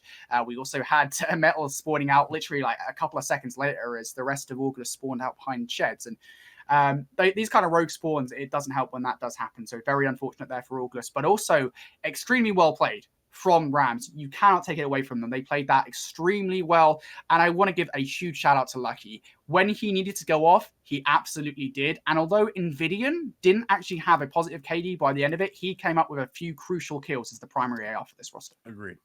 Yeah, I think there was really everyone on that roster contributing when they had to, but I mean, enough to at least force things here towards a second search and destroy. But we take a look at the last one, and that was, of course, checkmate search and destroy, where it was really just the Nastie show, I feel like. And it was just being able to work for a lot of those picks here, where you have to now try and adapt around that. We've seen Lucky also be just as relentless with the sniper, but did not find nearly as much value as Nastie did, at least in the map number 2, where I'm curious to see exactly what the map will be, because we could maybe get something like Crossroads, for example, where it's not going to be as much as an influential sniper player maybe playing the difference, except for some of the catwalk crosses that you're watching there off the rip, or at least maybe over by ice where you're playing for those initial snipes and picks and whatnot here for. So very curious to see at least what this map will be at the very least. But Rams, I think, feeling good. They win that first one after a super tight 250-249. They win the second hard point after going down a couple maps in the search and destroy and the control, and they're good enough to at least force a game number 5 here in the winners final here to determine who ends up going towards the grand final. So a lot, and I think we saw Moscow for a second coming in towards this one, which means that there would absolutely be sniper play here for us, Brodie, and this would be a very exciting one to end on for as far as our winner final. Absolutely. I mean, this map is so one-sided. Moscow, we are going to go into it anyway, I think. Teams just go towards A, and why wouldn't you? I mean, every single time we've got the chance to cast Moscow, I have said the big problem with this map, and I don't think it's a massive problem by any means, but the biggest problem with this map is that B is so deep set into the defensive spawn that there's very little point actually making that offensive attack towards B pretty much straight away. So that's the problem for me, at least with this map. So we're going to see a majority of A pushes come out of these teams. Unfortunately, you guys aren't going to see any A pushes or B pushes, because we are going to be covering this. So if you're new to the stream, because we do actually have a few new viewers, we are almost at 1.4K on this stream, which is just insane, blowing my mind, guys. Again, thank you for the support. So for those of you who are new to the stream, we do not show S&Ds here simply because the players do not want their search and destroy strategies shown. Now, we're kind of leaning into trying to show 1 versus 1s and best plays and such, so we will try and do that as much as possible. Again, the problem is more we just don't want to show break-offs and where these teams are going on their defenses. That's definitely the biggest thing, trying to at least mask some of these initial strategies that these teams have been able to perform and kind of figure out early and towards the game here for themselves. So we'll do our best to also kind of give you guys play-by-play of who's also kind of popping off and in showing strong performances and doing what in what situations here at the very least. But yeah, it's just the way it is right now for as far as the players just not wanting to give over that. And I mean, we're lucky enough to be able to at least put on the stream and be allowed to get in these games here for you guys. So that alone is a bit of a blessing to see how they're really doing and giving them a bit of coverage as well with the official, well, I guess I shouldn't say official, but at least a cast behind what they're able to do here for themselves as we get ourselves ready to join in towards the search and destroy in Moscow. Big map here for them. It was a 6-3 on the checkmate in favor of Orgless. They're looking to come away with another win here, but as Brodie said, a lot of that action takes place by A. I think it's really been a lot more favor in the submachine guns with a lot of smoke play coming in towards the mix for us, as this sometimes plays the difference, and it will be, I believe, offense coming through here first for the Rams, and it is. They're lining up that you already talked about, and now we'll see if they can actually execute as it's 4-man mid coming here for Orgless. Well, this is a strat and a half, which probably shouldn't be saying where they're at right now, but it does initially work out, at least, as a couple of first kills does go the way of Orgless. Nastie picks up an extra one as well. So already in this one, it's down to Mettalz in a 1 versus 3. Has to find a clutch, is able to get one, but now getting tag team from behind. No way does Mettalz make this work. Is he now going to take down Vortex? The reach out coming in from there. No way! No way does that come through! Oh no! I wish you guys could see that. Oh, he is showing it. Connie, I think, is showing it to you guys here for the play here. Like, I don't know how. 1 HP, Dave just has to hit a bullet, and I think he also has that pistol out and just can't land it here. That's a very crazy round. That is insane. Mettalz, again, the player, plays on Toronto Ultra last year, doesn't get a whole lot of playing time, but at least does get to play in some of those homestands. Comes alive here with the opening 1v3. That is one way to open up our Moscow here for us, Brodie. I'm speechless. Oh, no way. No way does that happen. Well, we're in round 2 already here, and just as quickly, RAMS just obliterate Orgless. You're going to see it once again in the best play, folks. So we are showing best plays here. Straight towards the point. And there you go. So we actually, we didn't show you guys our best play. It's too close to the break off. Again, we want to keep as much as we can hidden for the player's sake in this one. But very quick defensive play from RAMS. Blind rush towards A, as is normally the way. A little bit faster than normal though, and it worked out in the RAMS' favor. 5-0 start for Mettalz. He grabbed himself 2 more in that last round here, and I mean, this is interesting because it looks like this is going to be a bit of a change up from what we've seen. And I think last year, you know, what we got on, for example, St. Petrograd, we saw how, you know, one bomb site was just way back in towards the side of the map. I believe it was A, and how we saw, you know, teams slowly evolve around actually making an effective hit happen. And that's kind of what we're in the process of maybe learning right now, as that's kind of what we're seeing for as far as what could be. But you can also play for those fast rotations, and this is a round that you'd want to have for Orgless if you're able to clutch this one up. But they are caught in this 2v3 situation right now, as they're going to have to likely play for what will be a retake. They read the site wrong, so they have to make their way across the map. And this is a round, again, you want to have, Brodie. You do not want to go 3-0 down here to the RAMS this early on in map 5. Well, that bomb is now down, so it's up to a retake for Nastie and Dave in a 2 versus 3, sorry. There's the first kill. Mettalz is going to make it. Dave now has to pull up a 1 versus 3, and as you say, this is not a position you want to find yourselves in, where the RAMS are now 3-0 up in Game 5 Search and Destroy. Remember, folks, the winner of this one, since we are in the winners' final, does make their way over towards the grand final.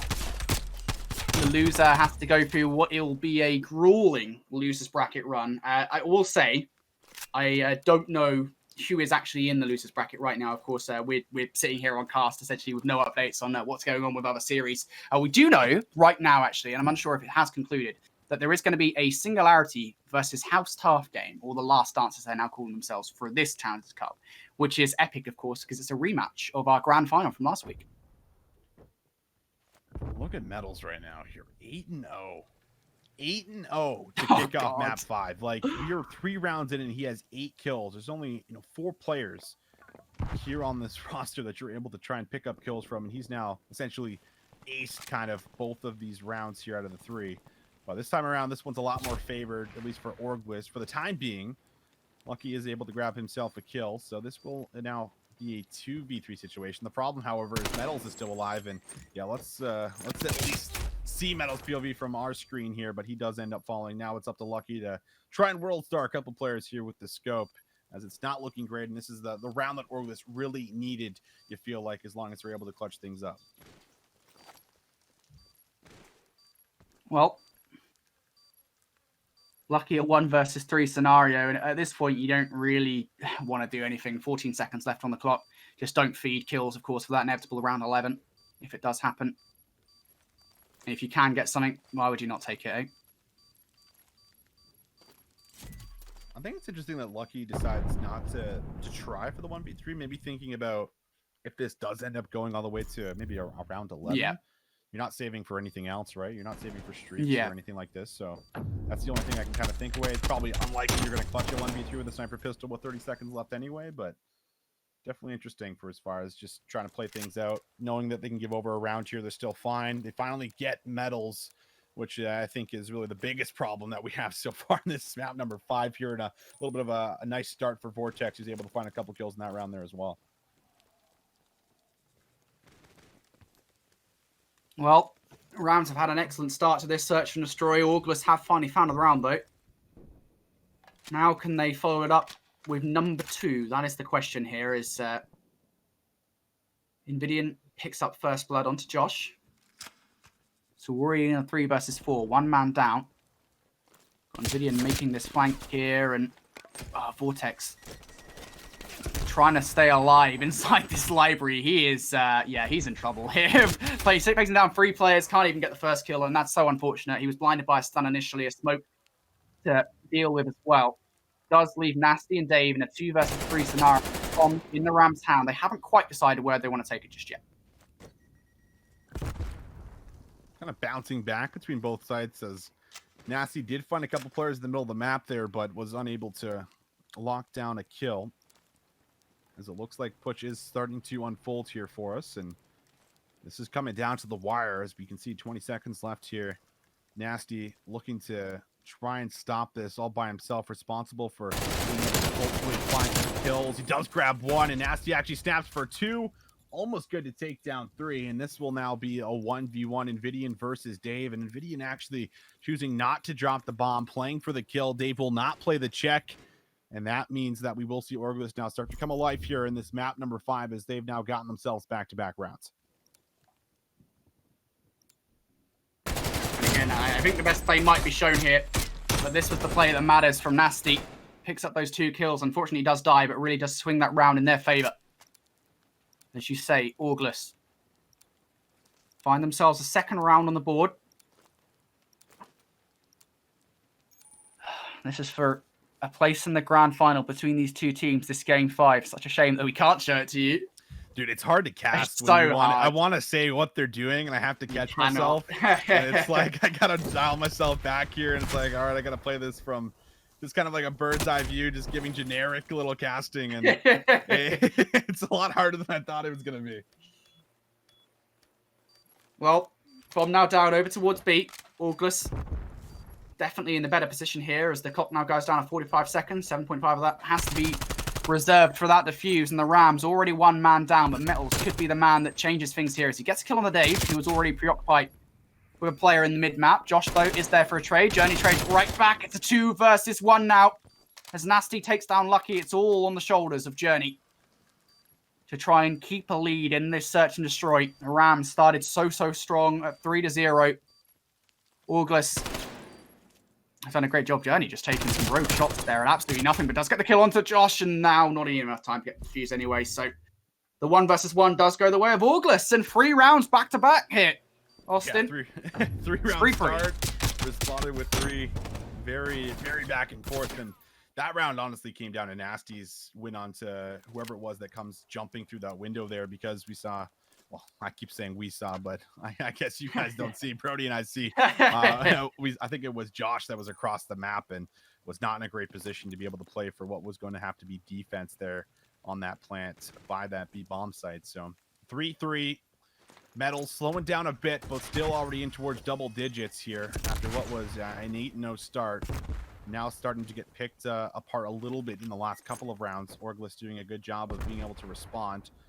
And no one going down at the start of this round. This is a big swing round here. Both teams wanting to go up 4-3, give themselves a little bit of cushion, a little bit of comfort, as it looks like we are going to get ourselves a bomb going down. And Nastie does manage to work at least for that very first kill.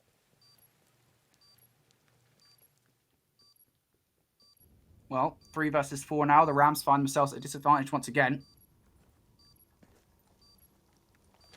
Orgless got to retake this site.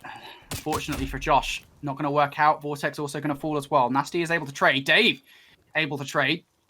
Now Lucky in a 1 versus 2 for the clutch. It comes down to another 1-on-1, as so many of these S&Ds rounds do. And of course, Lucky has time on his side. Looking to win this 1-on-1. Surely going to check the bomb in. He's second now. Nastie checks the right area of the map, but 1-on-1 is 1. RAMS come out on top on that one. Bold play makes the wrap, and we get to see Lucky at least off the start here. Just finding a couple of these opening kills and reading things beautifully, as I believe he finds Dave right in after. And Dave with the scope here, being able to move in, and I think it's interesting, at least pulling this out. This is something we saw Nastie do, of course, in the checkmate, where he had dropped, close to, I think it was 12 or 13 kills in that search and destroy with the sniper rifle. This time around, Dave now trying to bring this out, and looks like Lucky also maybe going to try out the scope a little bit here as we head in towards round number 8. It's going to be RAMS on the defensive. We've seen a lot of these initial aggressive pushes kind of play out for us here, and a lot of the action going down at least off the break here towards the middle. And Joshh does manage to find himself Mettalz, so enough to be able to create a bit of an advantage here for the RAMS, or rather for Orgless, as they find the first kill and might be able to play for a plan. Well, this is a round that Orgless desperately need to win. Bomb now down. Over towards A. So RAMS now got to find a retake out of this. JurNii looking for this kill versus Joshh. JurNii is going to lose it. Joshh ends up taking that fight. So now the numbers definitely skewed in favor towards Orgless as they find themselves in a 4 versus 2. Envdian falls as well. I mean, that's such a tough situation for Lucky to find himself in. Unfortunately, isn't able to do it. And again, As this search and destroy just gets closer and closer with every passing round, I feel like we might be going there, Austin. I think so. It just feels like it. We are, you know, every single game has been so tight. Like, just anyone that's just hopping in now. And of course, you know, we're not seeing the gameplay per se, but map number 1, 250, 249. Map number 2, really the furthest apart for as far as any of them, where it was a 6-3. Round 5 control. A pretty close cartel for the most part, except for maybe the end. And then we're coming down to what might just be a round 11 as Brodie is framing up. And it just really does feel like that's going to be the case for us. And finally, a bit of a change up ends up coming through, and we can see a lot of Orgless off the breaks of these rounds are doing a good job of at least getting themselves map control. And this will now be a massive round coming for the Rams, where they're looking to probably work off a pick here for themselves, Brodie, before they end up finding anything offensively. And this is going to split the map here for the time being, as it's a passive start for both squads.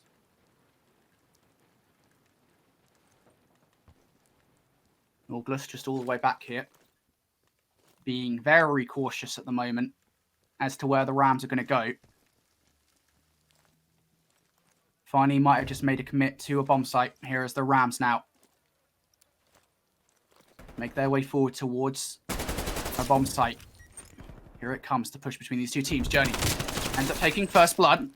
Nastie gets involved in a fight with JurNii, has to back away just to preserve his life. Unfortunately for Envdian, Nastie has his number. Nastie looking for that second kill, isn't able to find it, but it's the Rams who come out on top of the engagement. A rush towards that A-bomb site. And it is the Rams who find themselves on match point. Mettalz had that had that great start and then slowed down in the last few rounds here, where he's finally able to get himself back in towards the mix, finds a couple of key kills there in that final kill cam. And we see now Mettalz 12-5. Lucky right behind him, 7-4 here. These have really been, I think, the two standout players so far on the day, for as far as at least the numbers they've been able to drop in this winner's final. And now Orgless, they're going to be on that offensive round where they need to find themselves this one to stay alive in this upper bracket to see if they can get themselves to a round 11. And so far, so good, as they do work for that first pick. You just say first pick has already gone Orgless's way in this scenario, so just looking for that second. The shots come in, unfortunately for Joshh. Has too many targets to look at. The second does take him down, but Vortex is in for a trade, and that's so unfortunate for Mettalz. Has to face down Dave and Nastie at the same time. Now Envdian a 1 versus 3. It's not to be. Round 11. I said it. I said it, Austin, that we were going to make it all the way to round 11. That's exactly what happens. Oh, man. This is such a tragedy that it's not on stream. So tense. It is. And we got Rams on the defensive here. So a bit of an advantage, at least, for as far as maybe being able to play a little patient. And there's been really a lot of sporadic plays, I feel like, that have broken out for both of these squads on the offensive. But it really just comes down to what could be this final push here and moving in very aggressively. This could be the chance to be able to maybe throw off the Rams, as they have went for a bit of a stack here on one of these bomb sites. And it's going to be just a rotation potentially over that ends up playing the difference here. And we talk about one of these sites here not having a whole lot of defensive favor. It's really going to be up to Envdian, it feel like, to bring this one home. Hasn't had the best start for us, Brodie, 3-8, but a chance to maybe go big here in the final round. Well, Orgless looking to get this bomb down. They do so over towards B. Envdian looks like he could do some damage here in this round. Nobody has fallen here in the round 11. It all comes down to this retake on B. Smoke going down here. Mettalz looking for the first blood. He gets it. More players, though, to be concerned about. And oh, my God. They're jumping on the defuse. There's nobody inside the laundry room. You're going to need a professional play here coming out from Nastie. If you manage to get inside the point. Nastie comes in, but there's defuses in from Lucky. The Rams, they take it. Orgless, they give up the site. And it's not enough. The Rams, they find their way in for a defuse. And oh my word, I thought Nastie was going to come in and just obliterate him, but it doesn't happen. The defuse comes in, and the Rams, they find their way into the grand final. I feel like we've been seeing these plays happen more and more often where it's like, man. okay, we don't see them in the site. Just hop on the bomb, get the defuse started, force them to go for the check, and hopefully we can play for the trade. And we see Vortex come in from the middle of the map there where it looks like he might be able to define that kill and take them off the bomb, but he shoots for Mettalz, I believe it was first, before Lucky, who was on the defuse, and just manages to get that through before falling. And just an intense series through the entire way through for us, Brodie, where it's just a absolute 1 point differential in the hard point, round 5s in the control, round 11s in the final map. It's just an absolute treat, and the Rams are good enough to at least advance towards that grand final here. And I feel like it just comes back to the term we've been throwing around a lot, where it's just clutch, just going big, finding these intense moments and being able to go massive in them is something that they're able to do here once again, and especially in that final round where they come away with the win. That's so unfortunate for Orgless, man. So unfortunate. I saw in the chat, actually, I was just keeping an eye on it as we presumably went into that round 11. Of course, we do have a delay on stream for the search and destroy, and generally for the stream, of course, we can't turn it off for each map. And I saw a load of people saying, Rams, take my Vamos. They certainly did, folks. They certainly took your Vamos, and they ninja defused with it as well. So very well played from the Rams. They find their way into the grand final. What a matchup between these two teams, and I'm sure the Rams will be extremely happy with that. For Dave and Co, under this August roster, they're now going to have to wait in the losers bracket final to see the winner of our next match on stream. I believe it is going to be House Taff, or The Last Dance, who just beat Singularity in a Game 5, taking on Obtained, who just beat on Team Hereptos. I am so excited for this matchup. We're going to have it on stream next, I believe. We're going to take a short break before we get there, though. Again, thank you to all the support so far. It's just been insane. And we'll be back after this break with this next matchup.